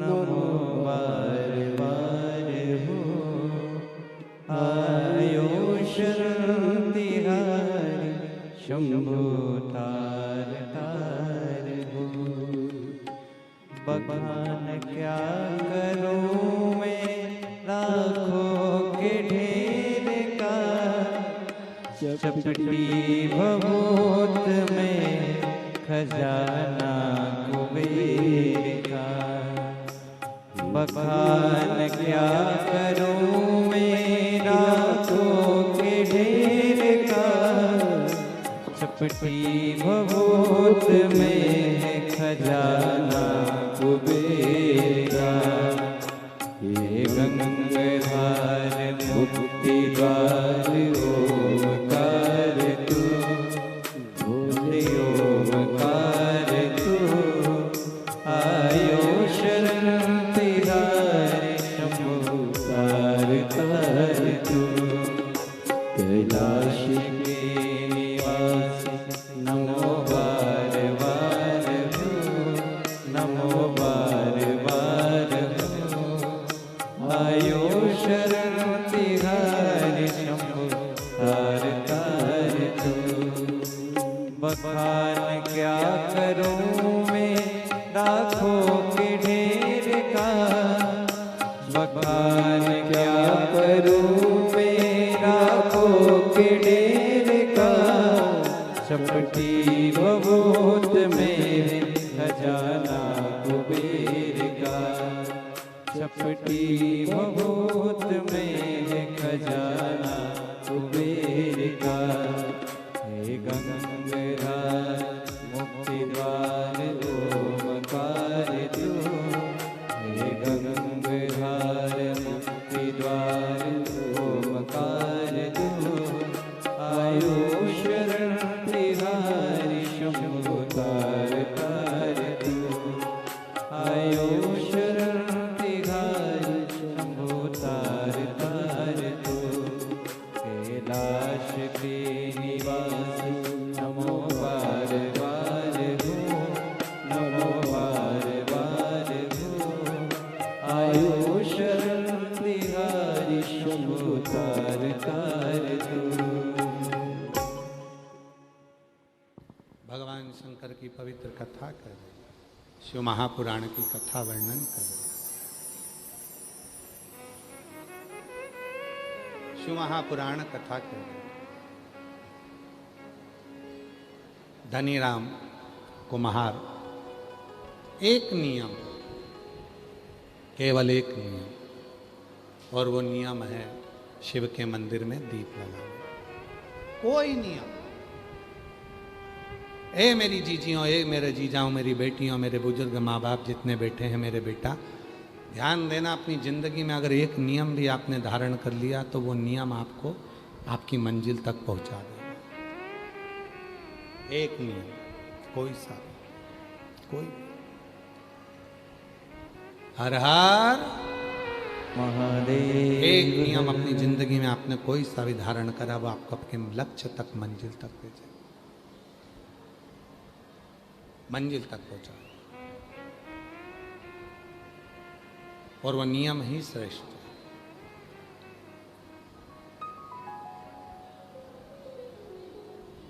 वो नियम की ही प्रधानता। महाराज गांव में पड़ गया, कल समय का कोई भरोसा नहीं, समय का कोई नहीं भरोसा, कोई भरोसा समय का नहीं है। कब काल घड़ी कहाँ घूमती है, कैसे घूमती है, कब घूमती है, वो भरोसा नहीं। और वही हुआ, समय चक्र चला और नारायणपुर में जहाँ धनी राम रहता था, उस नारायणपुर में अकाल पड़ गया। अकाल, कुछ नहीं है खाने के लिए, तरस गए एक बूंद पानी के लिए, इतना अकाल। सारे गांव के लोगों ने विचार कर लिया कि अब अपने को अपने गांव में नहीं रहना, छोड़ो इस गांव को, इस गांव को छोड़कर जाना है, क्योंकि इस गांव में अब कछु नहीं बचा, कुछ नहीं है, चलो इस गांव को छोड़कर चलो, छोड़ो इस गांव को। पूरा गांव खाली होने लगा, सब जाने लगे। और पूरा गांव जब खाली होने लगा, सब जाने लगे, समझ, पूरा गांव खाली होने लगा, सब जाने लगे। तब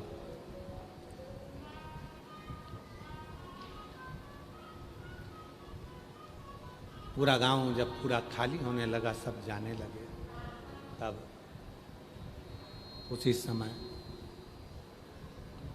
धर्म पत्नी ने कहा धनी राम से, धर्म पत्नी बोली धनी राम से कि धनी राम जी से धर्म पत्नी कहती है, स्वामी यहाँ निवास नहीं करना है, सब जा रहे हैं, अपने को भी चलना है, सब जा, चलो।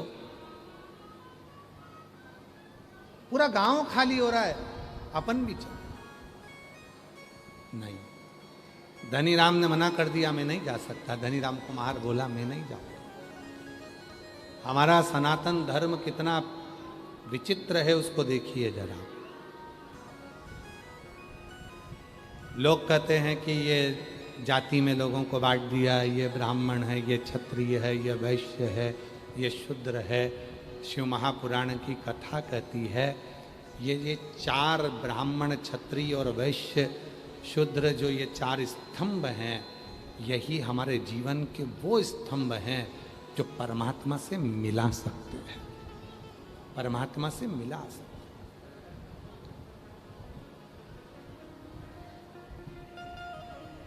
जो परमात्मा से मिला सकते हैं, ये वो स्तंभ जो परमात्मा से मिलन का कार्य कराते हैं। चाहे ब्राह्मण होगा वो भी परमात्मा से मिलन कार्य कराएगा, क्षत्रिय होगा वो भी भगवान से मिलन का कार्य कराएगा, वैश्य होगा वो भी मिलन भगवान से मिलन का कार्य करवाएगा, और शूद्र होगा तो वो भी परमात्मा से मिलन का कार्य करेगा।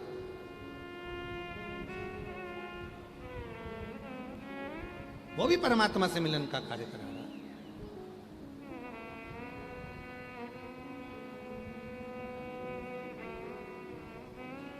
ईश्वर से मिलन हो, वो ईश्वर से। धनी राम, मैं नहीं जाना, मुझे नहीं जाना है, मुझे यहीं रहना। पत्नी करे कि पूरा गांव चला गया, पूरा नगर चले गया, सब सूना पड़ गया, और तुम कह रहे हो कि यहाँ रहना, अकाल पड़ रहा है, भूखे मर जाओगे, क्या बचा है यहाँ पर। धनी राम कुमार ने कहा, कुछ भी हो, मैं नहीं जा सकता, मैं। पत्नी नाराज हो गई, चली गई, बच्चे चले गए।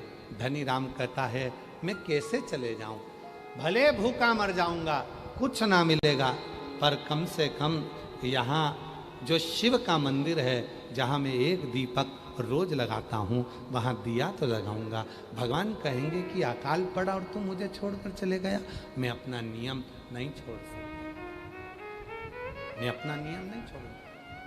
ये वाले माइक बक्से नहीं चल रहा, सुनो, एक नियम ने नहीं छोड़ सकता, मैं उस नियम को नहीं छोड़ूंगा, मैं नियम नहीं त्याग सकता, मैं नियम नहीं छोड़ सकता। पत्नी चली गई, बच्चे चले गए, सारा गांव चले गया, धनीराम कुम्हार मंदिर जाता रहा, कुछ नहीं था। पेड़ों की पत्ती को तोड़कर सुखाकर उसका तेल निकालकर वृक्षों से उसका दीपक लगाने लगा, पर नहीं गया, भूखा मरता रहा, नहीं गया। नियम ना टूट जाए मेरा। एक दिन ऐसा हुआ, धनीराम दिया लगाने के लिए शिव के मंदिर में गया था, तभी देव अधिदेव महादेव ने बूढ़े का रूप रखा और आ गए। बूढ़े का, और बूढ़े का रूप रखकर मेरे भोलेनाथ आते हैं और कहते हैं, भैया बहुत भूख लगी, कुछ मिलेगा क्या? हमने आपसे कहा था भूखे को भोजन, प्यासे को पानी, जय बाबा बर्फानी। शिव की सबसे बड़ी सेवा क्या है? भगवान शंकर की सबसे बड़ी सेवा क्या है? अपने घर में कोई बुजुर्ग है, माता पिता है, उनके भोजन करा देना, उनकी सेवा कर लेना, ये शिव सेवा। अपने से बड़ा कोई आया है, उसका आदर कर लेना, सम्मान कर लेना, उसका मुख झूठा करा देना, ये शिव की सेवा, ये शंकर की सेवा।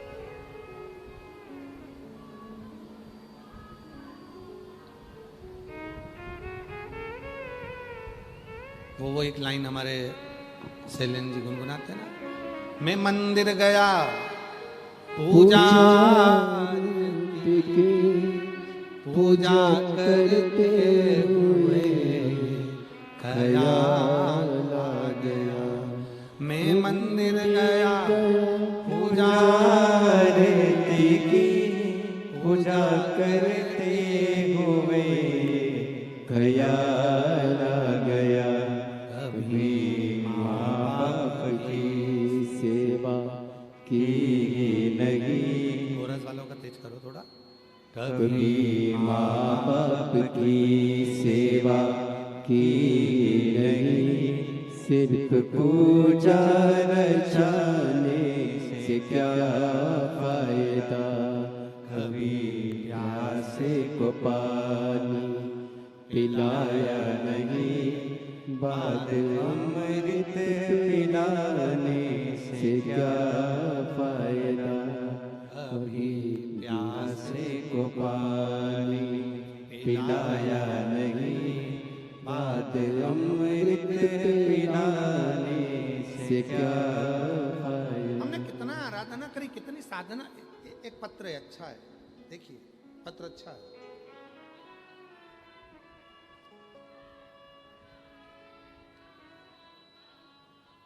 शंभु शंभु शंभु शंभु।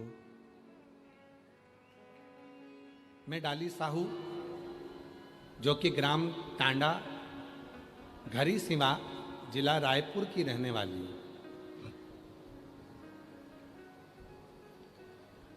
एक लोटे जल का, बेलपत्र का, शिव की भक्ति का क्या वर्णन करूं गुरुदेव। मेरे बड़े भाई कहीं बैठी हों, डोली साहू, जो कि ग्राम टांडा, घर सीमा, जिला रायपुर की निवासी हैं, कहीं बैठी हों तो आ सकती हैं। मेरे बड़े भाई ललित साहू, जो 22 वर्ष के थे, गुरुदेव 26/4/2022 को उनका एक्सीडेंट हो गया और वो मर गए, प्राण छूट गए, समाप्त हो गए गुरुदेव। जिसके बाद मेरी मम्मी पापा बहुत चिंता में पड़ गए। कथा, आपकी कथा के बारे में तो मालूम ही नहीं था, हम जानते भी नहीं थे आपको, और हमारा कहीं विश्वास भी नहीं था। भाई मर गया 22 साल का, तो और सब कुछ समाप्त सा हो गया गुरुजी। तब मेरे पड़ोस की एक आंटी ने बताया कि तुम एक काम करो, तुम्हारी मम्मी को बोलो कि शिव जी की कथा आती है आस्था चैनल पर, सुने। मेरी माँ से मैं कैसे कहूँ, क्योंकि उसका 22 साल का लड़का मर गया। शांत, कैसे कहूँ कि माँ तू कथा सुन। फिर भी मैंने हिम्मत कर कर मेरी मम्मा से कहा, मम्मी तुम चिंता मत करो, टीवी पर कथा आती है, सीहोर वाला बाबा कथा कहता है, उसको सुनना प्रारंभ करो। मेरे माता पिता कथा में मन लगाए, कुबरेश भंडारी के दरवाजे पर सीहोर गए, कंकर शंकर की पूजन करी, वहाँ का रुद्राक्ष लिया, बाबा को नमन कर कर बाबा से प्रार्थना कर कर आए, बाबा मेरा 22 साल का लड़का एक्सीडेंट में चला गया, कुछ भी करो मुझे मेरा बेटा चाहिए, कैसे भी कुछ करो पर मुझे मेरा बेटा दे दो बाबा। कंकर शंकर की पूजन करी, सीहोर से ही कंकर शंकर ले आई। मेरी माँ ने सफ़ेद आंकड़े की जड़ का तुमरुका जी का नाम लेकर प्रयोग किया और बाबा की ऐसी कृपा हुई गुरुदेव कि मेरे बाबा ने कृपा कर कर मेरी माता के गर्भ से जो 22 साल का बेटा मर गया था, वो 18/9/2024 को बाबा की कृपा से बेटे ने जन्म ले लिया। मैं शिव को नमन करने के लिए, बाबा को प्रणाम करने के लिए, 22 वर्ष का मेरा भाई चले गया था, 22 वर्ष। मैंने मेरी माँ से कहा, मेरी पड़ोस की आंटी बोली है, तू एक बार शिव कथा तो सुन, क्या नहीं। मानो तुम्हें गंगा मानो, ना मानो तो बेटा पानी, मानो तुम्हें गंगा माओ, ना मानो तो बेटा पानी। आप मानो तो गंगा है, ना मानो तो बहता हुआ पानी है। आप मानो, ये आपके ऊपर निर्भर करता है। आप कितने प्रेम से कहते हो छत्तीसगढ़ महातारी, आप कितने प्रेम से कहते हो ये छत्तीसगढ़ हमारी माँ है। जिसने माँ माना तो उसको छत्तीसगढ़ माँ नजर आ रही है। जिसने माँ माना तो माँ भरण पोषण भी कर रही है। जिसने माँ मान लिया कि छत्तीसगढ़ हमारी महतारी है, छत्तीसगढ़ हमारी माँ है, तो उसके लिए छत्तीसगढ़ महतारी अपनी भूमि में से उपज दे देकर कहीं लोहे का खदान दे देती है, कहीं अंबारियां दे देती है और कहीं अन्न का दाना दे देती है। वो छत्तीसगढ़ महतारी तुम्हें भूखी नहीं रखती है। जिसने माँ माना है इस छत्तीसगढ़ को, जिसने महतारी मान लिया मेरी माँ है, तो उसने माँ जैसा निभा दिया, माँ जैसा। और जो माना ही नहीं, जिसने केवल एक विचार करा कि यहां से तो मेरे को केवल लोहा मिलेगा, यहां से ये पदार्थ मिलेगा, यहां से ये पदार्थ मिलेगा, यहां से विद्युत मिलेगा, यहां से ये मिलेगा, केवल कमाई का स्रोत मान, ना ना ना, उसको मां माना है तो वो मां जैसी निभाती है। छत्तीसगढ़िया वो मां जैसी निभाती है, उसमें मातृ प्रेम रहता है। आपके क्षेत्र के माननीय यशस्वी मुख्यमंत्री जी की धर्मपत्नी जी यहाँ पर विराजमान है, श्रीमती कौशल्या देवी सहाय जी। मैं दीदी का स्वभाव जानता हूँ, कई कथाओं में मिलना हुआ, वैसे मिलना हुआ। हमने देखा इनको कि ये बेटियों के लिए वनवासी क्षेत्र में, आदिवासी क्षेत्र में, वन क्षेत्र में जितने भी वनवासी बच्चे हैं, जितनी वनवासी बेटियां हैं, उनके लिए एक मातृत्व प्रेम रखकर कार्य करती है। मैं दीदी आपको साधुता देता हूँ इसके लिए कि वनवासी क्षेत्र की जितनी बेटियां हैं, वनवासी क्षेत्र के जितने बेटे हैं, उनको आपका मातृत्व प्रेम मिलता है और आप उन बच्चों के लिए जागरूकता से कार्य करते हैं। एक बार जोरदार ताली बजाएं, साधुता देता हूँ। हमारे बीच में पवन साय जी आए हुए हैं शायद, है? बहुत बहुत साधुता। जो एक पत्र दो ना, कौन आए हैं लिख के दो, हो जाओ मेरे पास।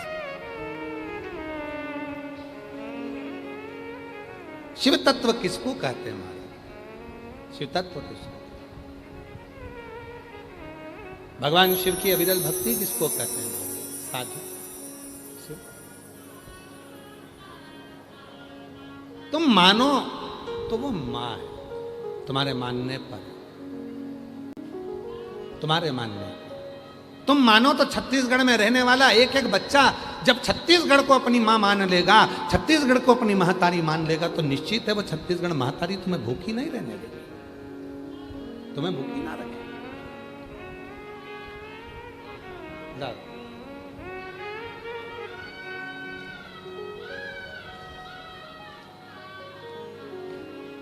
हमारे बीच में माननीय विजय बघेल जी सांसद दुर्ग से आए हैं, एक बार जोरदार ताली बजाकर साधुता। और माननीय नंदन जैन जी भाजपा प्रदेश उपाध्यक्ष जी हमारे बीच में पधारे हैं, एक बार जोरदार ताली बजाकर साधुता। माननीय इंद्रजीत सिंह जी समाज सेवी भिलाई से हमारे बीच में पधारे हैं, उनके लिए भी जोरदार ताली बजाकर साधुता। माननीय प्रमोद सिंह जी सांसद प्रतिनिधि जी हमारे बीच में पधारे हैं, एक बार उनके लिए भी जोरदार ताली बजाकर साधुता। बहुत बहुत साधुवाद। शिव तत्व, शिव कथा कहती है महाराज, हमारे भीतर में जो भाव होगा वो भाव में हमें परमात्मा का दर्शन, वो भाव।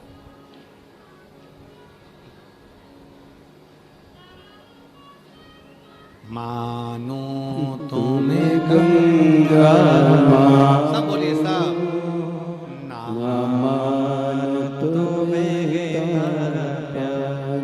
धनी राम जी ने विचार कर लिया कि मैं नहीं जाऊंगा, शिव जी परीक्षा लेने आ गए, बूढ़े का रूप रख कर आए और बूढ़े का रूप रख कर पहुंचे, और बूढ़े का रूप रख कर जैसे ही पहुंचे, मुझे भूख लगी है बाबा, तुम्हारे यहाँ भोजन मिलेगा क्या? बाबा कहें यहाँ तो अकाल पड़ा हुआ है, कुछ भी नहीं है। तो इतने में भोलेनाथ जो बूढ़े का रूप रख कर आए थे, शिव जी जो बूढ़े का रूप रख कर आए थे, भगवान ओघड़दानी ने कहा जब बाबा यहाँ भोजन नहीं है, यहाँ अकाल पड़ा हुआ है, यहाँ पानी नहीं है, कुछ भी नहीं है, तो तुम क्यों रह रहे हो यहाँ?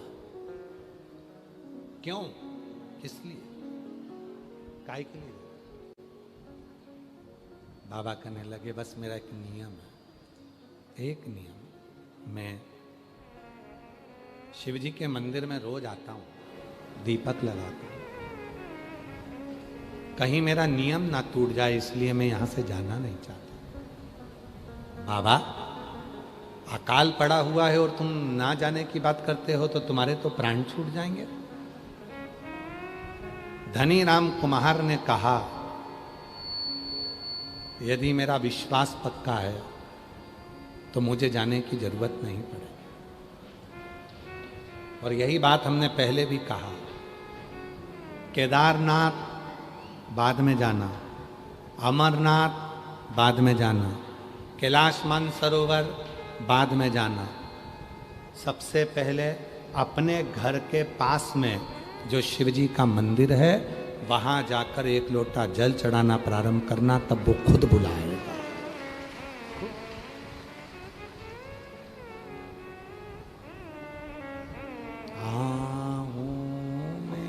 असली होगा घर बैठे बुला लेंगे, हो में असली होगा घर बैठे बुला लेंगे, रूठे रहो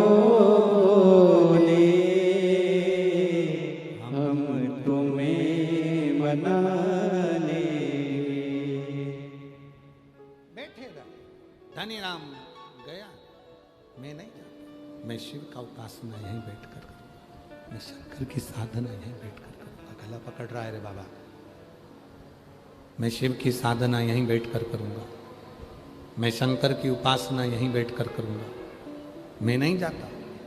शिव ने परीक्षा ली, पास हो गया और मेरे भोले बाबा ने करुणा कर दी। शंकर जी जैसे ही गए, जो जल वृष्टि हुई, पूरा गांव फिर हरा भरा हो गया। गांव के लोगों को मालूम पड़ा कि अकाल मिट गया। गांव के लोग दौड़ पड़े अपने गांव की ओर। धनी राम के चरण पकड़ लिए। धनी राम तू कुम्हार है पर तूने गजब करा। धनी राम तेरी भक्ति इतनी प्रबल थी, तेरी भक्ति इतनी दृढ़ थी, इतनी प्रबल थी, उस भक्ति के बल पर पूरा गांव उतर गया और आज अकाल से मुक्त हो गया।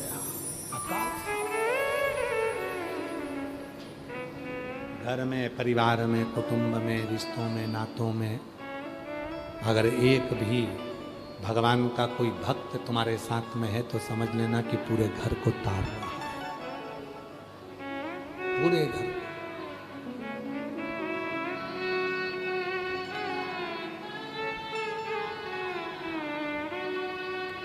पूरे घर को तार रहा, कोई एक नहीं हो। अगर घर के अंदर, और आज इस व्यासपीठ से कहेंगे, जितनी मेरी जीजियां बैठी हैं, जितने मेरे जीजा बैठे हैं, जितनी मेरी बेटियां बैठी हैं, जितने मेरे बेटा बैठे हैं, जितने बुजुर्ग माँ बाप बैठे हैं, आप सबके चरणों को नमन कर कर एक बात कहना चाहूंगा। याद रखना, तुम्हारे दोस्तों में, तुम्हारे रिश्तेदारों में, तुम्हारे कुटुंबियों में, तुम्हारे परिवार में, तुम्हारे मित्रों में, तुम्हारी सहेलियों में, तुम्हारे पहचान वालों में अगर कोई एक भी शिव की उपासना करने वाला है, शंकर को मानने वाला है, तो समझ लेना कि तेरी ऊपर आने वाली आधी विपदा तो वो हर लेगा जो तेरे साथ चल रहा है। आधी विपदा तो वो हर लेगा, गला पकड़ रहा बहुत तेज। आधी विपदा तो वो हर लेगा जो तेरे साथ चल रहा है, जो तेरे साथ है। आधी विपदा तो वो हरता। खूब मित्र बनाओ, मना नहीं है। खूब दोस्त बनाओ, मना नहीं है।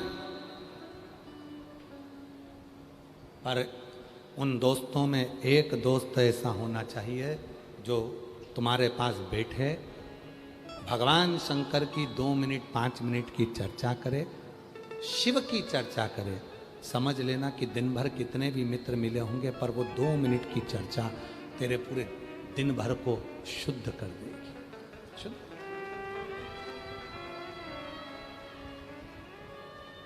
दो मिनट की चर्चा क्या है ये शिव पुराण की कथा क्या है? एक किसी ने हमसे पूछा, क्यों महाराज जी ये शिव पुराण की कथा क्या है? हमने कहा वॉशिंग मशीन है। कहा शिव पुराण की कथा और वॉशिंग मशीन? हाँ। तो लोग तो यहाँ आते हैं तो वो बैठते हैं तो कीचड़ में बैठ गए तो कपड़े गंदे हो गए, कहीं नीचे बैठ गए तो कपड़े गंदे हो गए, कहीं ये हो गया, तो तुम तो कह रहे वॉशिंग मशीन है। हाँ, एक मशीन घर पर है, वॉशिंग मशीन, जिसमें सर्फ डाला जाता है, पानी डाला जाता है, मशीन चलाई जाती है, चलती मशीन कपड़े को साफ कर देती है। और एक मशीन है ये शिव महापुराण का पंडाल। यहाँ जो आ जाता है भगवान की भक्ति में, जब वो यहाँ पर भी उसका हृदय जब धोया जाता है तो तन भले साफ ना हो पर मन साफ होकर ही जाता है। मन साफ होकर, ये वो स्थान है।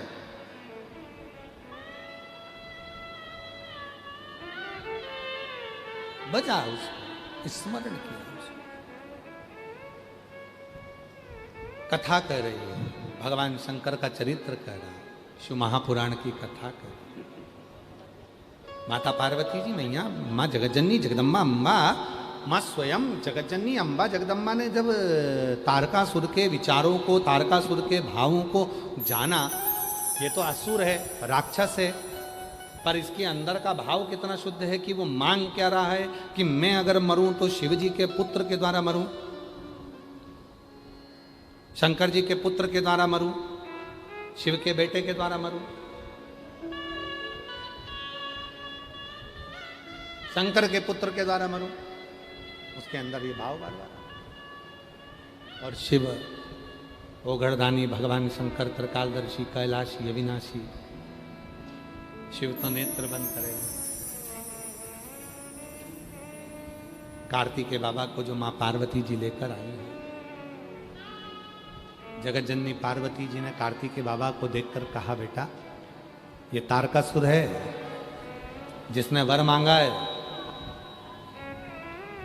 तारकासुर ने ब्रह्मा जी से वर मांगा था, शिव जी के बेटे के द्वारा मरूं और बेटे की उम्र मात्र 7 दिन की होना चाहिए, केवल 7 दिन, इससे ज्यादा बड़ा मुझे मार नहीं सकता। 7 दिन की उम्र होना चाहिए जो मेरे को मारे।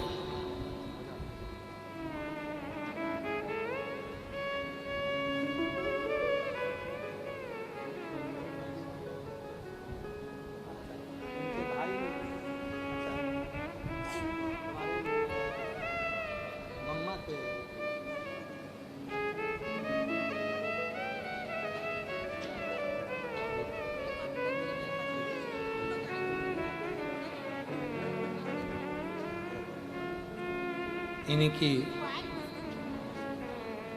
इनके परिवार की ही वो घटना है जिसमें वो बालक जो 22 साल का था उसका एक्सीडेंट हो गया था और वो चला गया था। उसके बाद में पुनः फिर उसका जन्म हुआ।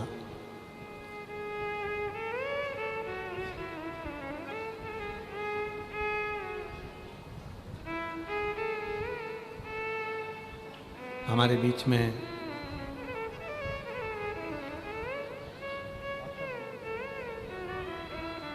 वर्तमान विधानसभा अध्यक्ष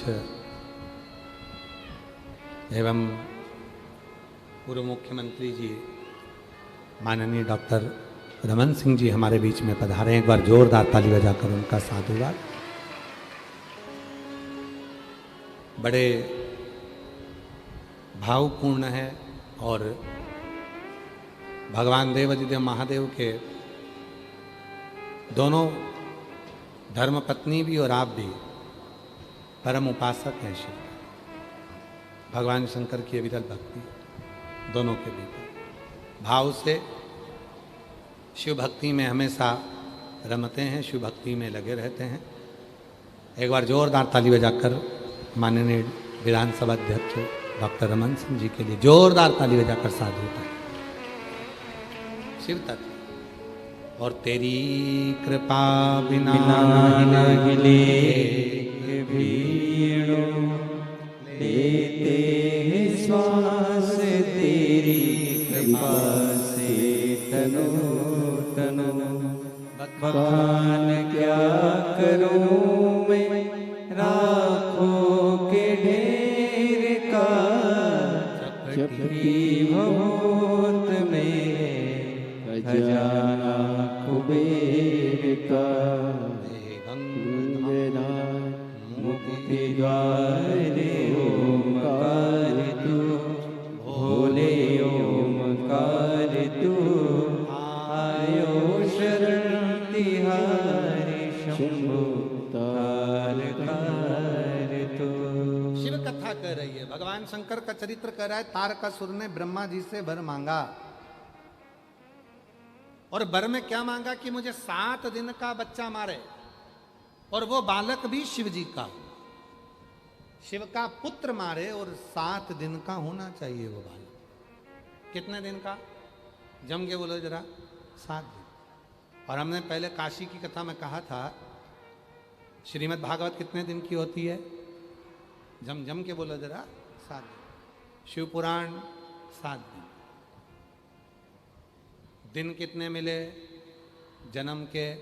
आपके और हमारे रविवार, सोमवार, मंगलवार, बुधवार, गुरुवार, शुक्रवार, शनिवार। मरेंगे कितने दिन में? यही 7 दिन। कोई रविवार को जाएगा, कोई सोमवार को, कोई मंगल को, कोई बुध को, कोई गुरु को, कोई शुक्र को, कोई शनि। और यही 7 दिन जीवन के हैं।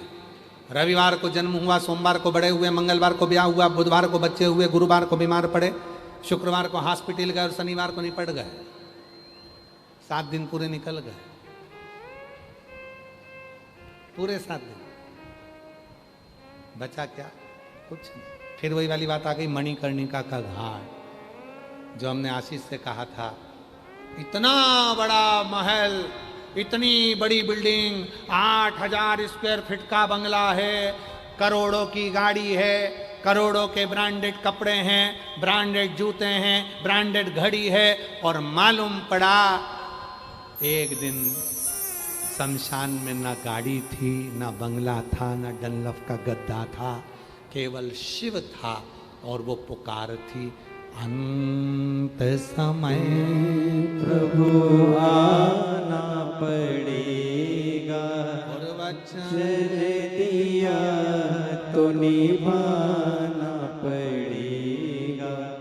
आए ना आए प्रभु कुटुंब कबीला, अंत समय प्रभु आना पड़ेगा। और वचन दिया तो निभाना पड़ेगा। अंत में कुछ नहीं है, केवल वही राख का ढेर। और कौन मिलेगा शमशान में? परिवार वाले आग लगाएंगे, बाहर चले जाएंगे। और जब तन में उठेगी ज्वाला कोई पास न आने वाला, जब तन में अभी तो कितना मम्मी मम्मी पापा मेरी माँ और लड़ाई होती है, ये मेरा वो मेरा, और दिन भर लड़ते हैं, मेरा घर मेरा पत्नी मेरा बच्चा मेरा बेटा दादी दादा, कितना प्यार करते हैं। और जिस दिन मरोगे, जब तन में उठेगी ज्वाला कोई पास न आने वाला, भगतों की सुन के पुकार के तुम नंदी लेकर आ जाना, मेरे काशी के भगवान रे। हे भोलेनाथ, हे शंभो, त्रिकालदर्शी कैलाशी अविनाशी, हे शंकर, अंत समय में बस तू वहां तू। जब घोड़ा मिले ना गाड़ी, चलने की हो तैयारी, जब घोड़ा मिले ना गाड़ी चलने की हो तैयारी, मेरी सैया छूटे भोलेनाथ नाथ रे तू नैया लेकर आ जाना, मेरी सैया छूटे भोलेनाथ रे तू नंदी लेकर आ जाना। अंत समय में कोई ना आने वाला, सब छूट जाएगा। तब उस शमशान में कोई मिलने नहीं आने वाला, तब एक आएगा और वो है देव अधिदेव महादेव भगवान शंकर, ओगरदानी, त्रिकालदर्शी, कैलाशी, अविनाशी, केवल शिव। घड़ी कपड़े की दुकान पर ठीक नहीं होती है, घड़ी शॉपिंग मॉल में ठीक नहीं होती है। घड़ी को ठीक करना है तो घड़ी की दुकान पर ले जाना पड़ेगा। उसी तरह घड़ी बनाने वाला केवल एक है, जिसने घड़ी बनाया, पंचांग बनाया, समय बनाया, वार बनाया, तिथि बनाई, नक्षत्र बनाया, समय बनाया, उसको कालाधिपति कहते हैं। उसका नाम महाकाल है। घड़ी खराब हो तो घड़ी की दुकान पर ले जाओ, और समय खराब हो तो देव अधिदेव महादेव के पास चले जाओ। सुधरना प्रारंभ, सवरना प्रारंभ, चक्र घूमना प्रारंभ। 7 दिन का बालक मुझे मारे, और 7 दिन का बालक पार्वती जी ने गोदी में लिया षडानंद कार्तिकेय को, कहा जाओ संहार करो तारकासुर का। 7 दिन का बच्चा कैसे संहार करे, कैसे? पार्वती माता ने कहा मैंने तुझे शक्ति दी है, जा संहार कर। जब शिव और शक्ति की शक्ति हमारे भीतर आती है तो छोटे से छोटा बच्चा भी एक दिन कमाल का काम कर जाता है, छोटे से छोटा। इसीलिए शिव पुराण कहती है हिम्मत मत हारो कभी जिंदगी में, अपने लक्ष्य को मार्ग कर कर चलते जाओ। कोई कह दे तू डॉक्टर नहीं बन सकता, उसको डॉक्टर बनकर दिखाओ। कोई कह दे तू IAS ऑफिसर नहीं बन सकता, इतनी पढ़ाई कर, दिन रात एक कर दे, IAS ऑफिसर बनकर दिखाओ। कहो हमारे लक्ष्य तक हमें पहुंचना आता है, मंजिल तक पहुंचना। षडानंद कार्तिकेय जी ने तारकासुर का संहार कर दिया। आगे भगवान श्री देवाधिदेव महादेव के पुत्र गणेश जी, कार्तिकेय जी, अशोक सुंदरी जी सुंदर आनंद के साथ में, भाव के साथ यहाँ आए, और कावड़ चढ़ाने के लिए शंकर पार्वती जी की कृपा से आप लोग बैठे रहें, थोड़ी देर बैठे रहें। हमारे बीच में छत्तीसगढ़ शासन के माननीय यशस्वी मुख्यमंत्री जी, माननीय श्री विष्णुदेव साहे जी की धर्मपत्नी श्रीमती कौशल्या देव साहे जी भी बैठी हैं। मैं उनको भी आमंत्रित करता हूँ। साथ में मैं छत्तीसगढ़ शासन के माननीय विधानसभा अध्यक्ष माननीय श्री डॉक्टर रमन सिंह जी को आमंत्रित करता हूं, और मैं उनको आमंत्रित करता हूं कि 2 शब्द आपके यहाँ जो लाखों शिव भक्त आए हैं उनको प्राप्त हों, और साथ में जो अतिथिगण आए हैं वो भी सम्मिलित होंगे। मैं दीदी को भी आमंत्रित कर रहा हूँ, कौशल्या दीदी भी पधारें।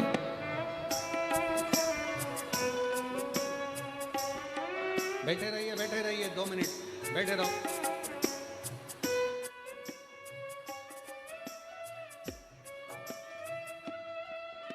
कल कथा का छठा दिन रहेगा।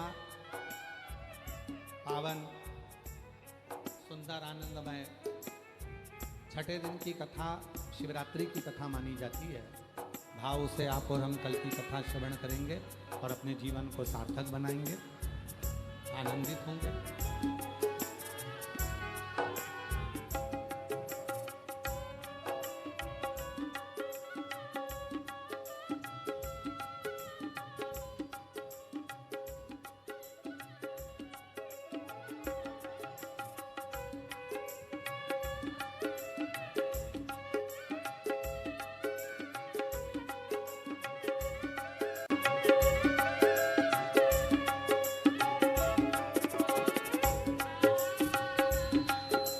भाव से एक बार जोरदार ताली बजाकर माननीय विधानसभा अध्यक्ष जी जोरदार ताली बजाकर साधुता।